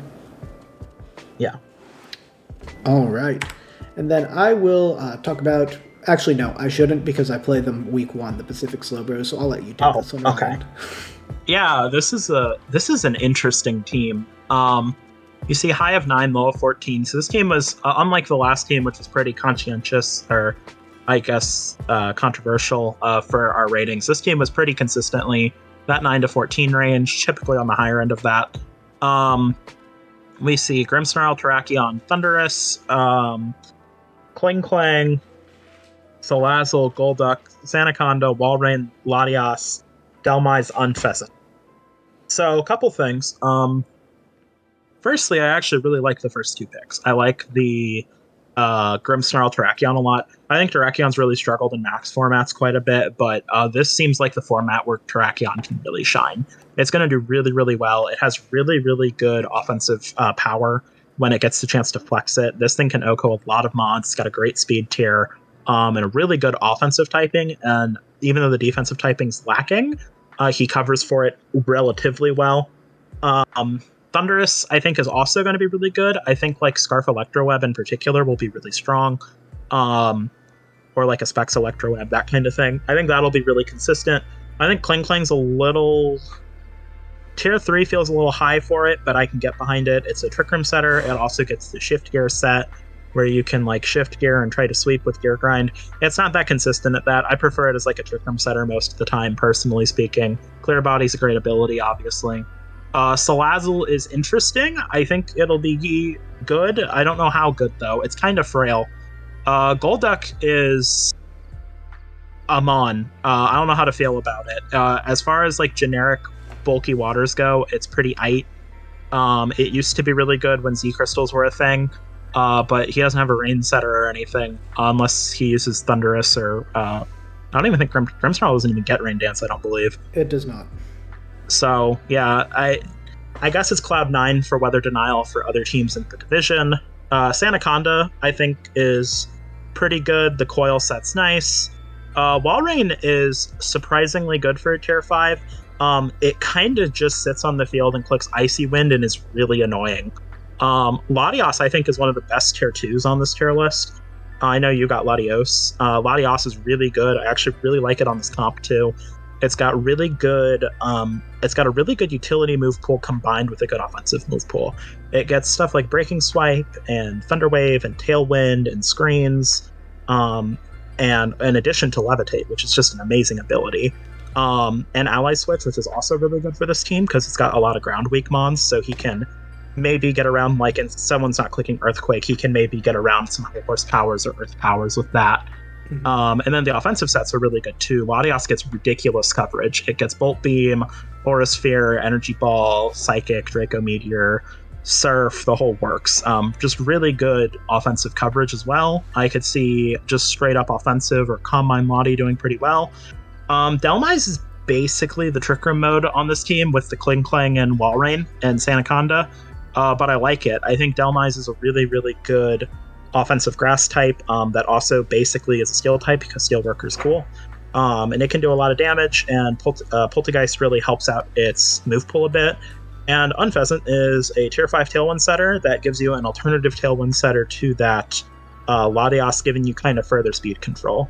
So this team has it has Trick Room setters, it has Tailwind setters, it has a really, really good Prankster Mon, it has a couple things that can set screens. It kind of has some nice role versatility. Like, you're not really sure if what kind of Grimmsnarl set he'll be running, or what kind of Latios set they'll be running, or Thundurus set on a given week, which I think is really valuable. I think every mon on this team can come every week, which I think is really good. There's not any picks where I'm like, oh, this can't really come. I can see all these mons hitting the field and doing pretty well. The main thing is just that it's a weird team. I think bulky waters give this team a lot of trouble because most water types get a water and an ice move, and that can beat a lot of this team, frankly. Terrakion dies to Scald, or, will die to Scald, Hydro Pump. The Thundo does not take Ice Beams well. You don't want to have your Kling Scald if it's a physical user, which they usually are. Salazzle's weak to it. Obviously, Golduck's kind of a resist, but if you go down the line, like, the resist to very common 2-typing spread moves are like your tier 4 and your tier 5, which doesn't feel super great. And it is lacking a bit of that traditional, I can't really call the cores like super solid. Like, Grimmsnarl Latios is a great start to a core, and then Kling is kind of meh.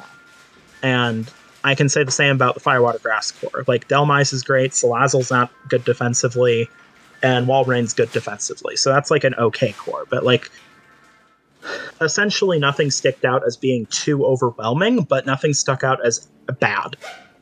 This team is overall pretty consistently across the board good, but it doesn't have anything that makes me go great, which is kind of where I sit with it.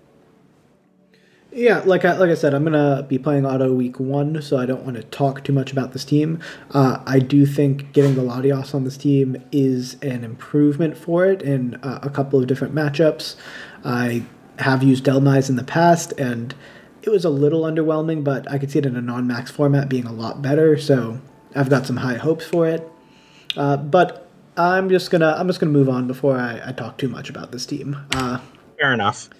Next, we have the Suffolk Suicoons. I will cover it. I will say that the 4 coaches who were not Goomy had a very consistent rating for this team between 6 and 8, and Goomy had a hot take at its 19, and we're going to explain why he's wrong, because he's not here to defend himself, and this is America.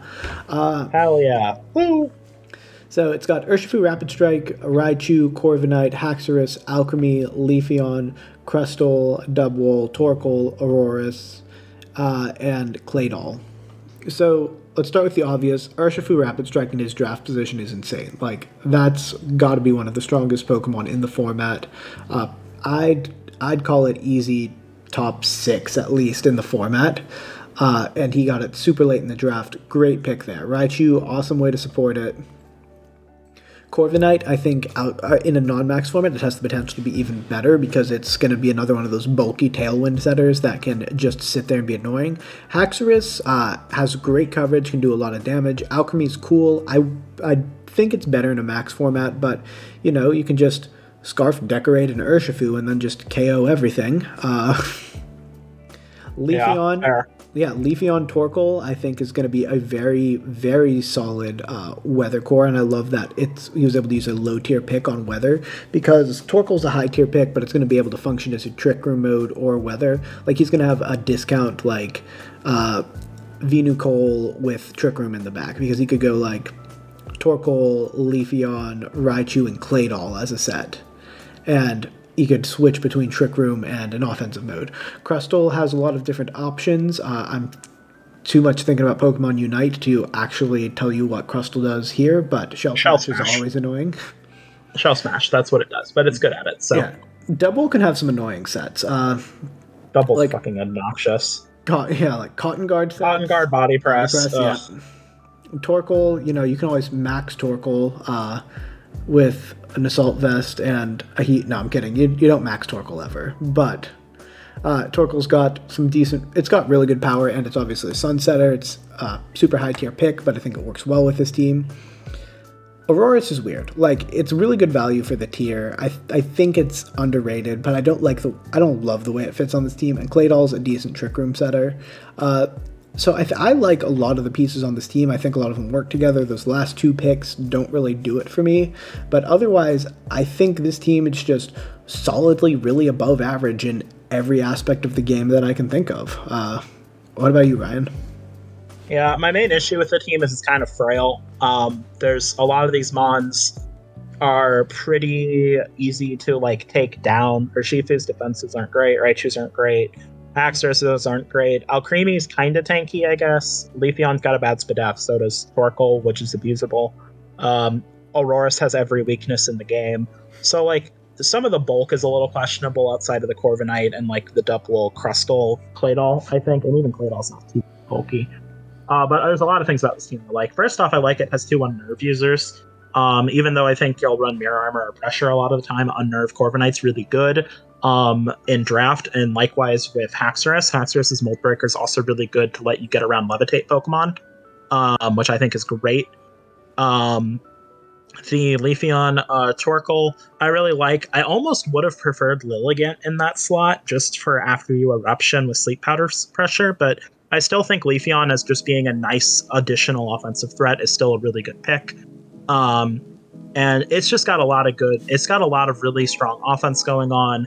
I think the support tools are correctly placed. I think it's got the right offensive stats to merit it. And one thing that I think that this team has is just the what do I hit on the field problem.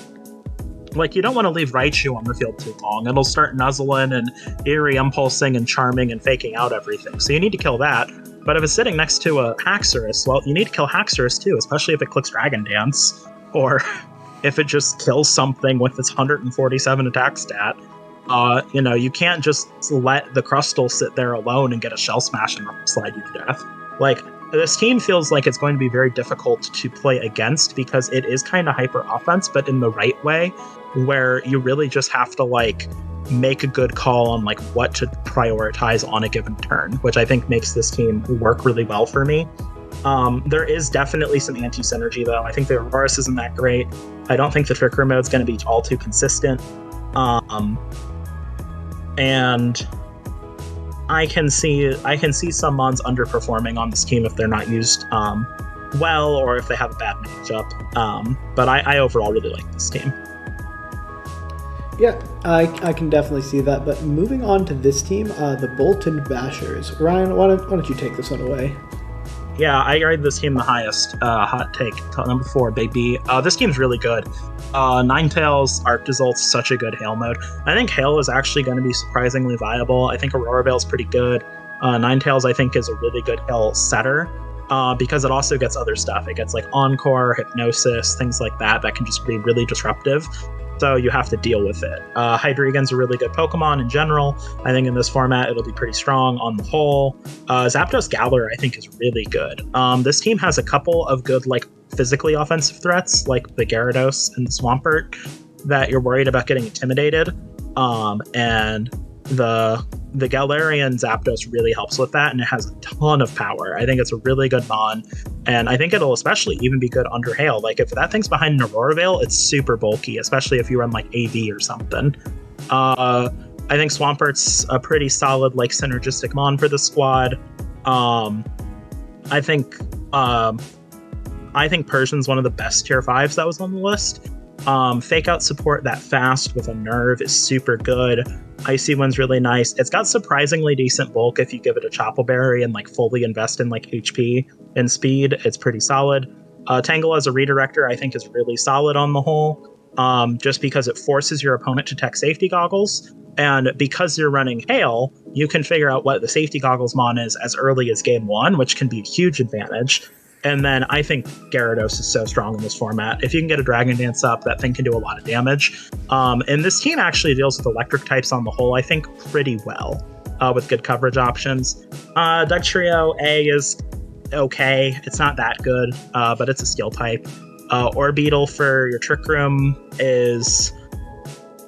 I know that I think some people you said were excited about Orbeetle. I think Orbeetle's a little underwhelming, but it can be pretty good. And Heatmore as a low tier fire type is like solid. You basically just click Fire Lash every turn and does okay. It's one of those very interesting middle of the road Pokemon. I really like what this team has going for it though. It's got the modes are convincing to me. I think the offensive presence is there. I feel like this is a team that kind of goes out and tries to blitz you. And I actually think it has the tools to do that really well if they're all utilized to their fullest. Yeah, I agree a lot with that, and I think that there is a lot of value on the list found in this team, like Tier 5 Persian, I think is a great Tier 5. Like you said, I think the Hail mode with a Tier 2 and a Tier 3 is really, really value on this team especially. Zapdos, I think, has enough power that it gets a lot of calcs, especially if you put a Life Orb on it. It picks up more KOs than you think it would. Yeah, I agree. There's just a lot of value. It does a lot of things really well. It's really good. We're getting to the part of the list where like all of these teams are in the really, really good range, and there's not too much to nitpick about them. Maybe one thing with this team is the lack of speed control options is probably the reason that it's not even higher. But yeah, I'd agree. Think if he can mitigate that with strong piloting, then this team will have a chance to be there right at the end. Yeah, I agree. All right, up next, knowing what teams you want to talk about and which ones I want to talk about, why don't you take this one, and then we will start rotating again. Fair enough. I actually really like this team. This is the Beantown I think it's Binacles. I don't remember how to pronounce that Pokemon's name. We've got Tapu Koko, Volcarona, Gourgeist, Hitmonlee, Weezing, Obstagoon, Lurantis, Altaria, Barraskewda, Raichu, Alola, and Glaceon. So, Tapu Koko Hitmonlee is really, really, really good and very strong. That's a ridiculously fast fake out. That's a ton of offensive pressure. You don't really know what those two are going to do together in the lead. It could be like support Koko. It could be offensive Koko. It could be support Hitmonlee. It could be more offensive Hitmonlee. So there's definitely some good options there. The Volcarona, I think, is actually really well fitting on this team. It's both a sweeper and a support piece. And I think that it complements what else is around it pretty well. The Barraskewda to get around redirection is super nice, and it gives you some opposing options to handle some other threats. Raichu with Tapu Koko is something that demands prep in the same way that Raichu with Hitmonlee demands prep, and they both require different types of prep, which I think is really key to this team working well. Glaceon, I think, isn't it tier 5? Tier 5 or tier 4, yeah, but 4 regardless, pretty good mon for where it's at. Same with Lurantis, pretty solid tier 4 pick. Obstagoon, I always see underperform, but it has a parting shot in this format and guts boosting, so I think it can do a lot better. Weezing seems kind of weird on this team because a lot of things want their abilities, but like just a levitate bulky Weezing actually doesn't seem too bad on this team, just to give it that extra ounce of support it needs. Gourgeist as a Trick Room setter, I have very mixed feelings on because I think it's better Prevenant as a Trick Room setter, but not worth a tier 2 slot at all. And this team doesn't really have a TR mode. I actually think I rated this team a little lower on the whole because the Trick Room mode is the Lurantis, Glaceon, Gourgeist, Weezing, which I don't super love. Doesn't Altaria get Tailwind? I'm pretty sure it does. I'm not sure off the top of my head, actually. Okay, go check that, because I mostly you draft it for Cloud9 just for opposing weather, but I can't remember if it gets Tailwind or not. Just off the top of my head. I think I looked it up when I was rating this team. Overall, though, really solid offensive. I think the sheer offensive pressure of a lot of these Pokemon is what made me want to rate this team a little bit higher on the whole. I think it's got some really good synergy across the board. I think the biggest thing it's lacking is that Trick Room mode, and even if Altaria gets Tailwind, which Dan's looking up for me, not the most consistent Tailwind setter. And a couple picks that I think are... I think that so that's the Tailwind setter. I still don't think it's that consistent, though. It's an Altaria. That thing's bad. Outside of like Cloud9 stuff. But overall, I think that this team has a lot of things going right for it. I think that it worked well with that Koko synergy with the rest of the team. And not only the Koko synergy work out well, but there are really good offensive threats that aren't just the Koko. You know, Volcarona, the Obstagoon, the Lurantis, the Barraskewda are all things that are going to demand a lot of prep and attention. Yeah, I think this team's really good. I rated it at number 5. Like, I was very high on this team. I think Hitmonlee and Alolan Raichu almost mitigate the need for Tailwind. Like, I've run a lot of Tapu Koko I'd teams, agree. And they don't always need to have Tailwind clicked to maintain their speed advantage, because you're going to have something with Unburden that's going to be really fast. You're going to have access to Electro Web, which is really going to help as well. So I think this team, even without great speed control, is going to maintain a speed advantage in a lot of sets. The Gourgeist in Tier 2, the Gourgeist and Weezing are the two things that I'm not sold about on this team. Everything else I think is really, really good and is going to work really well together. Agreed. I will always overrate Tapu Koko teams because I think it's one of the more underrated mons in basically every format. But you know, as soon as Theo, who I know is a really skilled builder, clicks Rain Dance on Hitmonlee, like, just once, it's going to be game over for whatever poor soul he uncorks that on. Right. Good team overall. Big fan. Nice job building it. Maybe get rid of Gourgeist. Thanks. Yeah, that sums up my thoughts as well. But we are moving on to the Shenandoah Sun Warriors.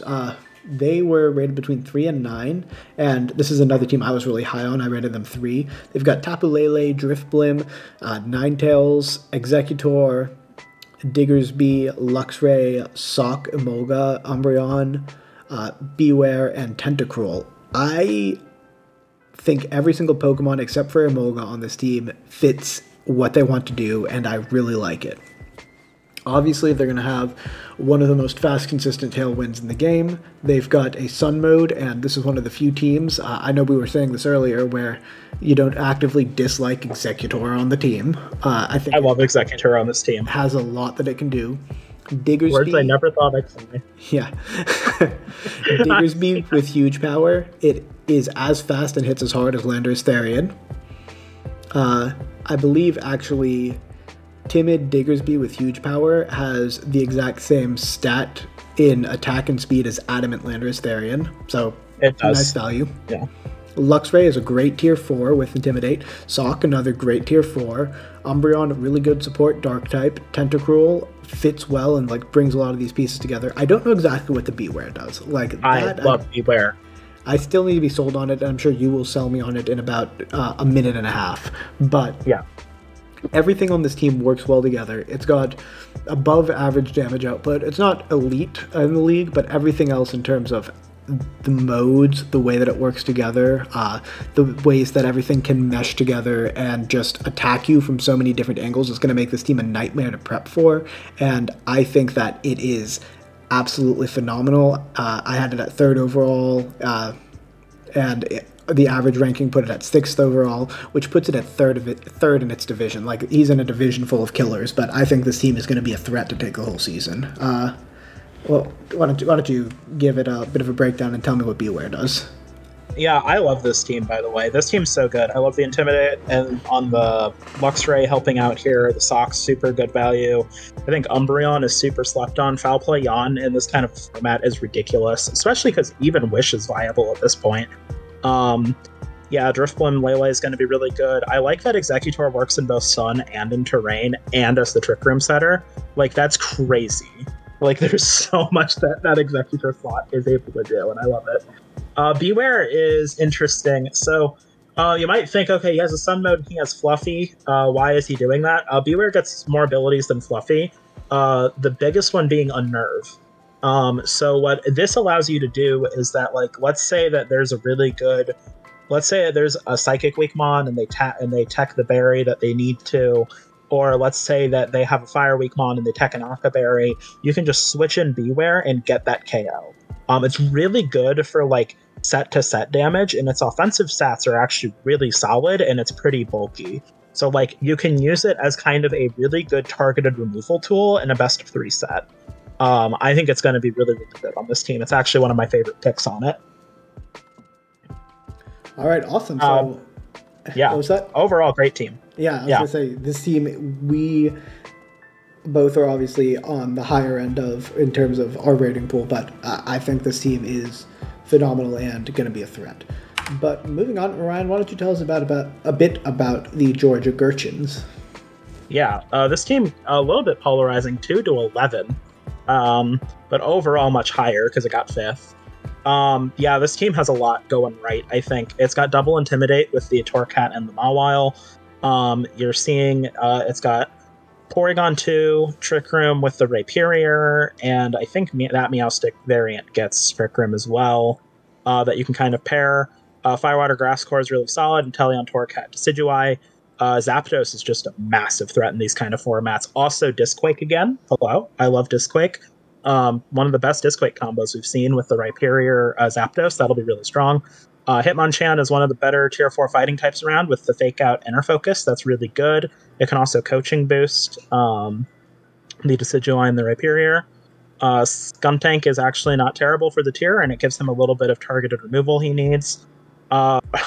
Regice is an interesting Pokemon, but it gets pretty good coverage, and I can see it working out pretty well for him. This team is just so strong. The Inteleon having the Snipe Shot be able to ignore redirection is huge as well for this team. Being able to just kind of target down things that might be setup threats with that Inteleon, I think, is really key to its success. The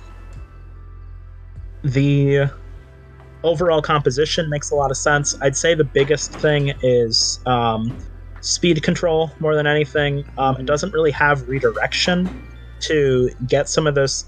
So, like, obviously Porygon 2 is taunt bait. Similarly with the Meowstic, those mons are both kind of taunt baity. You have two mons that really want Eviolite that are both super viable, which can feel kind of bad. Like Torracat and Porygon 2 both want Eviolite really badly to like fulfill their roles to their best ability. But yeah, I don't know. This team just has such good tools across the board outside of the speed control tools. I think if it had those, it would be number one pretty unanimously. But the sheer like versatility and power that the main modes give it, with the fast mode and the support with the Rhyperior, and how hard it is to just break through this team with the tools that it does have, with the screens from the Meowstic and the double Intimidate and everything, this is going to be just an absolutely brutal team to go up against, I think. Yeah, like if you could design a bulky offensive team, it would be this. Yeah, it's so good. It checks every box that you want. Zapdos is going to give you that special bulk. It's going to give you some coverage options. Meowstic's going to give you the Prankster Mon. Rhyperior is Rhyperior, and Rhyperior under Trick Room is Rhyperior under Trick Room. The Torracat is going to fit really well with a lot of the other things. Decidueye, I think, is pretty underrated if you can get the right kind of speed around it to get it going first. Hitmonchan gives you a bunch of different options. It's like a bit of a tactical piece you can play around with. Mile gives you backup Intimidate in case you want the Porygon 2 instead of the Torracat to have the Eviolite. But if this team had slightly better fast options, so this team has two main modes: bulky offense, where you're okay taking some hits and you're going to try and pick up the Okos going back, and Trick Room. I think if this team had a fast offensive mode where it tries to outspeed people outside of Trick Room, then it would, I think you'd be pushing this thing up right around number one. So I think that's the only critique I have, but that being said, that's really nitpicky because this team's going to do two different things really well. Yeah, agreed. All right. Up next, I will take the Brisbane Blazekins. So this is another pretty polarized team from 2 to 10. Entei, Blastoise, Buzzwole, Rotom-Mow, Duraludon, I don't really care. Morgrem. Duraludon, please. Okay. Berserker, Piloswine, Quillfish, Xatu, and Clefable. Clefable's great on this team. Like, I was much lower on this team until they got Clefable late. I think the Duraludon and the Rotom-Mow, I'm not 100% sold on outside of Max, but the ability to ignore some redirection is nice. Morgrem, awesome value in Tier 4, obviously. Entei, just being able to sit there, not get faked out, and click things like Sacred Fire is gonna hit like a truck. It's gonna burn a lot of things this season. Tier 2 Blastoise without Max. See, this is the part of the team that I have the most questions about, is how good this Blastoise is going to be. Like, I get that it's a really solid support piece, but I don't know if it's as solid as a lot of the other Tier 2 support pieces, if that makes sense. Like, if this Blastoise was, Raichu or something along that lines, this team jumps up for me. So, if Blastoise overperforms, this team is a threat to take the whole thing. If Blastoise underperforms, it's a waste of a Tier 2 slot on this team that could really use one more special attacker, I think. And that's like the big critique for me. Because I like the bulky offense that this team is trying to go with. Its modes aren't quite as defined as the Gurchins, but it's got probably a bit more power overall, and between those two teams, you're really splitting hairs here and for which one is better and which one is worse. But what do you think, Ryan? Yeah, I'd agree with that. I actually think that I'm going to be pretty excited about Blastoise. I wouldn't normally like it in Tier 2, but he has Clefable, which means the Shell Smash set is significantly more viable, which I think is huge. I think that being able to click Shell Smash Blastoise with the kind of moves that it gets can be really, really potent. I also think that the support set will be good too with a lot of the other stuff. I think what really sold me on this team was just the versatility of the role playing in it. Rotom-Mow can be support or sweeper. Entei can run similar. You can run like a pretty snarl, Sacred Fire kind of support bulky set, or you can just run a really nice offensive set. Similarly with the Blastoise. Duraludon's pretty much always going to be offensive. Same, Morgrum's always going to be support. Berserker's a really nice support piece for this team. A lot of things get some skill moves. Scaly Spirit's great. And then Berserker in of itself actually helps with Trick Room quite a bit. The Quillfish, I think, is pretty well placed here. I like having that Intimidate here, kind of that faster Intimidate as well. Pillowswine's pretty bulky, and I think it'll do fine in this format. Xatu being the Tailwind setter, I think is really good. This team needed Tailwind. I think Xatu is going to be pretty consistent for it. I believe Zatu's also its Grim setter, which isn't as great, but I think I looked it up and it gets imprisoned. But I'll have to Google that. I believe it does. Yeah, so having that imprisoned Trick Room as well, I think is good for this team, because one of the issues I had with it was I was like, I don't know how I feel about the I don't know how I feel about the Trick Room matchup, but that didn't seem too solid. I actually is looking at the list of moves it gets. It gets Tailwind, because I'm Googling this because I don't want to be wrong. Does get Trick Room. I actually don't think it gets Imprison. Yeah, it does not. Okay. So it is both the Tailwind and the Trick Room setter. I know I looked that up when I did my PRs. One thing with it, though, is that even with sort of a more lackluster Trick Room mode, the bonds are bulky enough that they can kind of outstall it, right? Like, I've run bulkier offense teams where instead of having, like, you have, like, one Trick Room setter, and then go, okay, I can click Eerie Impulse, I can click Sacred Fire, I can use Clefable Follow Me and do some smart protects, and I can stall that Trick Room and then win the late game with Buzzwole or something. But I think this team just has a lot of like nice versatility across the board, but it doesn't really have that overwhelming power to it. Mm-hmm. And I would have preferred it to be a little bit more defined in some areas, but I think it's really good overall. Yeah, I can agree. I think it's a solid team. I'm not as high on it as some people, but I do see a lot of what it does. And I think at this point you're really having to look for flaws in teams instead of look to see what they do well to figure out how we're rating these last couple teams. But I know you really want to talk about Sakimoto's team, the Tyranitar sauces. This team is so good. I agree with second. This team's great. So I want to talk about this one mostly because I think Sakimoto got some of the best value out of this tier list, period. First off, Moltres Galar I think is going to be super good in this format. Obviously that mon benefited a lot from Dynamax. But next to Raikou, I think it's going to be really solid, and not because Raiku's going to self-Volt Switch it and kill it. It's because Raikou has Inner Focus, Light Screen, and Reflect, and Eerie Impulse, and other good support moves. So that's going to allow that Nasty Plot to come out and really sweep. I think like a Choice Scarf Moltres Galar and a Choice Specs are going to be really good in this format. I think it can set up next to that Thungus as well. I love the Rain mode on this team. I think Mantine was tier 5, and that is a crime.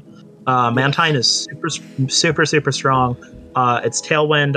You can just run a Rakan Berry on it. It'll live most hits because it's got a ridiculous FDF stat of like 140.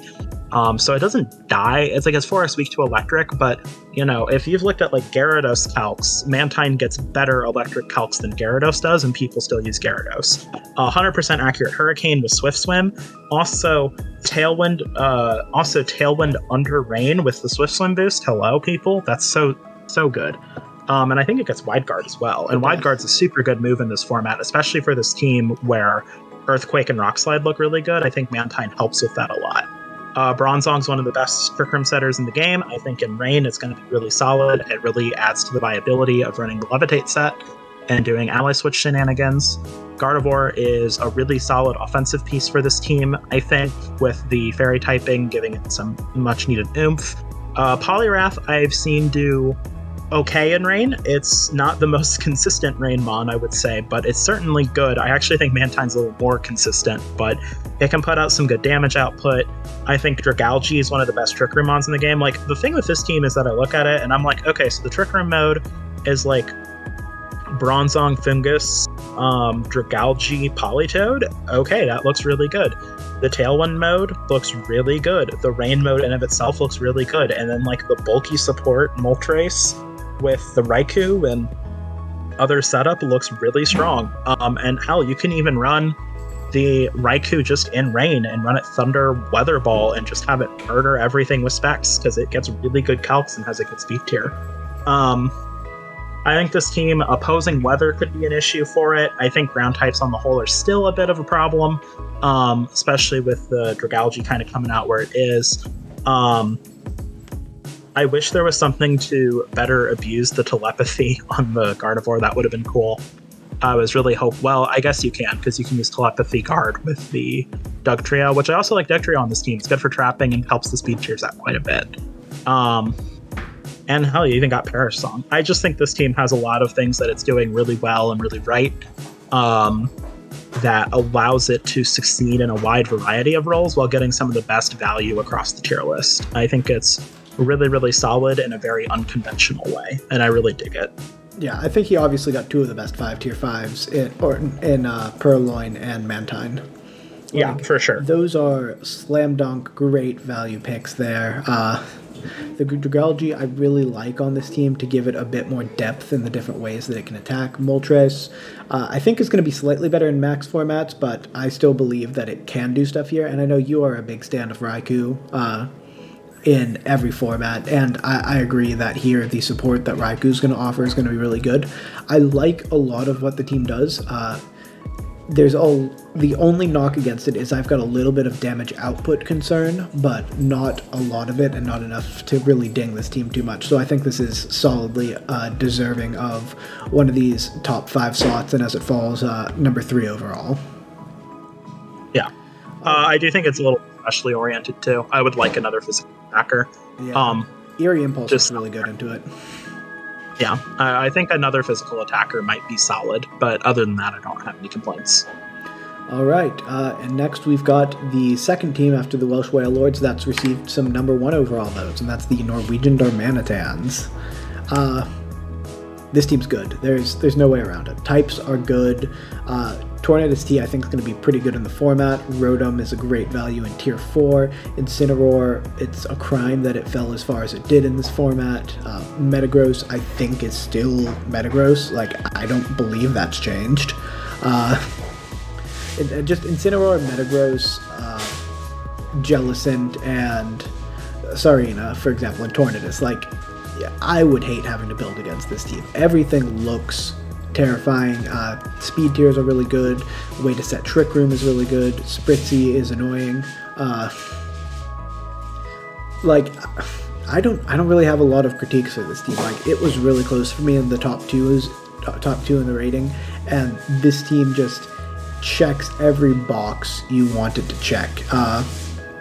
The one knock I have against it is that Tornadus isn't priority and it's not base 130 Tailwind, and those are, like, if that's the bar we're reaching to differentiate these top teams, then I think that's obviously, like, really nitpicky, because you can also just, scarf a Rotom fan with Electro Web and mitigate a lot of that. So I think the team is good. Its speed tiers are good, but I do think they are a little bunched around the 70 range at some points. So if there was a bit more differentiation there, I would like to see that. But overall, I think this was a pretty masterfully drafted team. And at this point, they're the only team this season to lose a game. So they are literally in dead last as I'm saying this. But I think this team's a contender this season. Yeah, I'd agree wholeheartedly. And like we said, it's not about the coach. PRs aren't predictive. You can have an absolute banger of a team on PRs. I rated this team number 1 overall, and I'm going to stand by that. Even if they go 0-8 or 0-10 the entire season, I don't care. Team is very good on paper. Firewater Grass Course, super solid. I think Torn T in this format is going to be great as a Tailwind setter. Trick Room is super consistent. You've got the Jellicent, and then if you need to, this person can also some Trick Room. Cursula is a really, really potent Trick Room sweeper with a ridiculously high special attack stat. Metagross is just such a beast. I mean, yeah, it's not in a Dynamax format, but and it does better in Dynamax formats, in my opinion. But I mean, you still have Bulldoze to proc it if you feel like it, and I don't even think you need to most of the time. I think that Metagross can just kind of come out and do some huge damage that it needs to do and get its job done. I think Lycanroc's one of the better tier 5s that was lying around. I especially like it paired with the Powdon, which I also think was super value. Tier 4 for a weather setter with that kind of bulk and power is really good, and Yawn support. Komao is probably the thing on this team I'm the most like kind of mixed towards, but I still like it quite a bit. It's just that this team has the cores it needs. It has the Tailwind mode and the Trick Room mode. They're both solid. And yes, I would agree with you that the team has a bit of an issue with the speed tiers. The bulk on the Mons makes up for it in my mind, where they are bulky enough and the speed control is consistent enough to kind of get around that. I think this team's really solid. It's a little lacking in damage on occasion, but I think that the Metagross and Serena and Cursula help out a lot with that. So, really good team. Good luck for their season. Yep. Well-deserving at number 2. Yeah, the only critique I'd have about the typing is I wish they had a better fairy type that more rounded out the Metagross Como core. Like Spritzy, like it's annoying, but it doesn't quite do the same thing as those two. And that's probably the biggest critique I have on the team, is that their last pick, which was a tier 5, isn't as good as Metagross. Right. So, but moving on, Ryan, I'm going to let you lead the charge on this one, because even though I did rate my team number 1, this is the average of 5 different coaches. This is not me just saying, haha, it's me. My team is always the best. So I'm gonna let you take most of this, Ryan. I don't know. You're gonna deserve to get flamed in chat for this, and I'm gonna be there. After this video gets posted, please flame Dan in general chat so I can also join in flaming him. I actually did rate your team 3rd, but I couldn't. Here's the thing. I even told you when we were about to start making these tier lists, I think I told you, I was like, Dan, I mean, your team's good, but it'll probably only be like top 10, probably kind of lower end of top 10 is what I think I told you. Like, I think I literally said that word for word.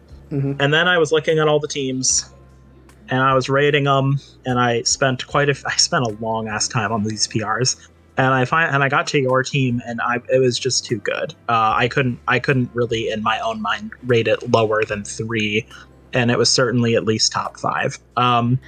So I do want to talk about this team, why I think it's good, what it does well, I think it does have some flaws. I think that our Manitan team has less overall like glaring weaknesses than your team does, but however, your team I think has a bit more power in a lot of senses of the words. So Rillaboom, Heatran, Latios, Vanillix, Arctivish is stupid. That is such a strong core. The Arctivish Vanillix helps you take care of the things that check Rillaboom. And the Latios in Tier 2 is frankly... Latios and Heatran in Tier 2 are both ridiculously good value picks. Like, Heatran has traditionally done well in formats where Landorus Key is the #1 used Pokemon. Like, if we're talking ladder, and even in draft, I've seen Heatran do extremely well and make finals teams and win leagues. Like, yes, Heatran is difficult because it has a 4x weakness, but you have grassy terrain with it. You've got a couple different, you've got some immunities to ground moves that are pretty good switch-ins, and you have good ways to kind of take care of ground types with the Rillaboom and the Arctivish, really letting that thing shine. Latios is a Tailwind setter, but also so is that Aerodactyl. You got that Silvally, which I think works really well as a glue piece for this team. Most of the time it'll be like multi-attack, parting shot, something with some typing, but I actually think the plug and slot play of it's going to be really beneficial for your team. I think Golurk is ridiculous in Tier 4. That thing is so strong. It's good in Trick Room and in Tailwind. It can also just set itself up with agility if it wants. Offensive Ghost ground typing is really, really hard to deal with. It can kill a lot of mons. It has great coverage, Iron Fist, no guard, great abilities, and it's just going to put in the work for you. The Audino as the Trick Room setter, I think for a Tier 5 is pretty solid. Escavalier is one of the pieces on your team I don't like as much. I think your team is already a little physically oriented.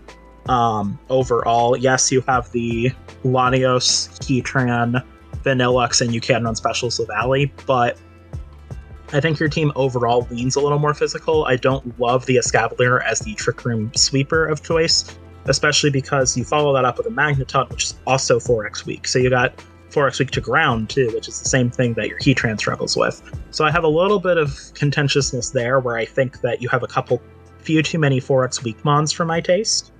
But I can't deny the power. I mean, literally everything on this team threatens to OHKO something, and everything on this team can get very fast. It can get extremely powerful, and everything has good utility. Like, Rillaboom's a great fake-out user. Latios can run a support set on a week if you need support Latios. Vanillux can be great with like Aurora Veil setup, or it can just be offensive. Heatran is pretty much always offensive, but it's really good at it, and it still gets taunt, you know? Silvally is a great glue piece that can really just fill the role you need it to. I mean, it's a really well-constructed team at the end of the day. I think the Trick Room mode is the thing that is the weakest about it, but I think it's still plenty solid. I think the Hail mode is ridiculously budget. I think that a lot of the picks were really good for where they were at. I think the offensive stats allow you to pick up momentum very easily. I think you'll have games where you can just like basically win off your lead. If they call the lead wrong, I think you can just get auto wins with this team, potentially, which I think a couple of the other top teams can do as well. But it kind of sticks out prevalently with this team. I think it's going to do really well. And it was not just rated at top in PRs by yourself. 2 other of the 5 rated at top. I did not rate it top, but I think it is deserving of this. I think it is most certainly deserving of at least top 3. And I will defend that in chat at least. Just because it covers everything so well. It's got the high synergy, it's got the good modes, and it's got the power that you need to pull the wins. So that's all. Yep, I can agree with a lot of that. Arc Division Tier 4 is an absolute steal. Yeah, that's ridiculous. Most of your tier placement just goes down to how many things were steals. Yeah, I think I would agree that I got decent value out of everything. I was stunned that Rillaboom was there when I was picking. So I think, yeah, I'm happy with the team overall. There are some slight improvements I might make throughout the season, but I rated myself number 1, and I don't do that all the time. I do that some of the time. But I do think that this team has at least an argument for being the best team in the league. But with that being said, here we are looking at the overall power rankings. I differentiated divisions by colors. One thing I'm noticing is that I believe that's the Diamond division looks really top-heavy with 3 of the top 6 teams, whereas the Sapphire division looks like one of the more bottom-heavy teams where even if you don't feel like your team is going to be as good, you can be really competitive inside the division. But do you have any closing thoughts before we finish it up, Ryan? Yeah, it was a pleasure to do this and talk about the teams. I'll be on the Discord after this is done. I'm at Piano Guy 27 in the VDL Discord, just as a member. I'll be in general chat if anybody wants to chat about anything that I may have missed, anything we talked about. Like I said, PRs aren't predictive. Like, you know, Sting Like Rabombi is sitting here in 23, and he'll probably make playoffs. Like, these aren't about predicting anything. These are just a chance to talk about the things we noticed, the things we enjoyed about the teams, and just a chance to kind of give some thoughts out there about what we saw and what we thought was really cool, or just generally, or things that we think could maybe use improvements for your future transactions, that sort of thing. I had a lot of fun doing it. It was a huge time sink, though. 24 PRs was a lot. So, yep. Well, thank you for coming out, Ryan. And if you guys enjoyed this video, please don't forget to like and subscribe and drop a comment below telling me exactly what I got wrong and why Goomy's opinions are bad. But thank you guys for watching, and we'll see you next time. Bye.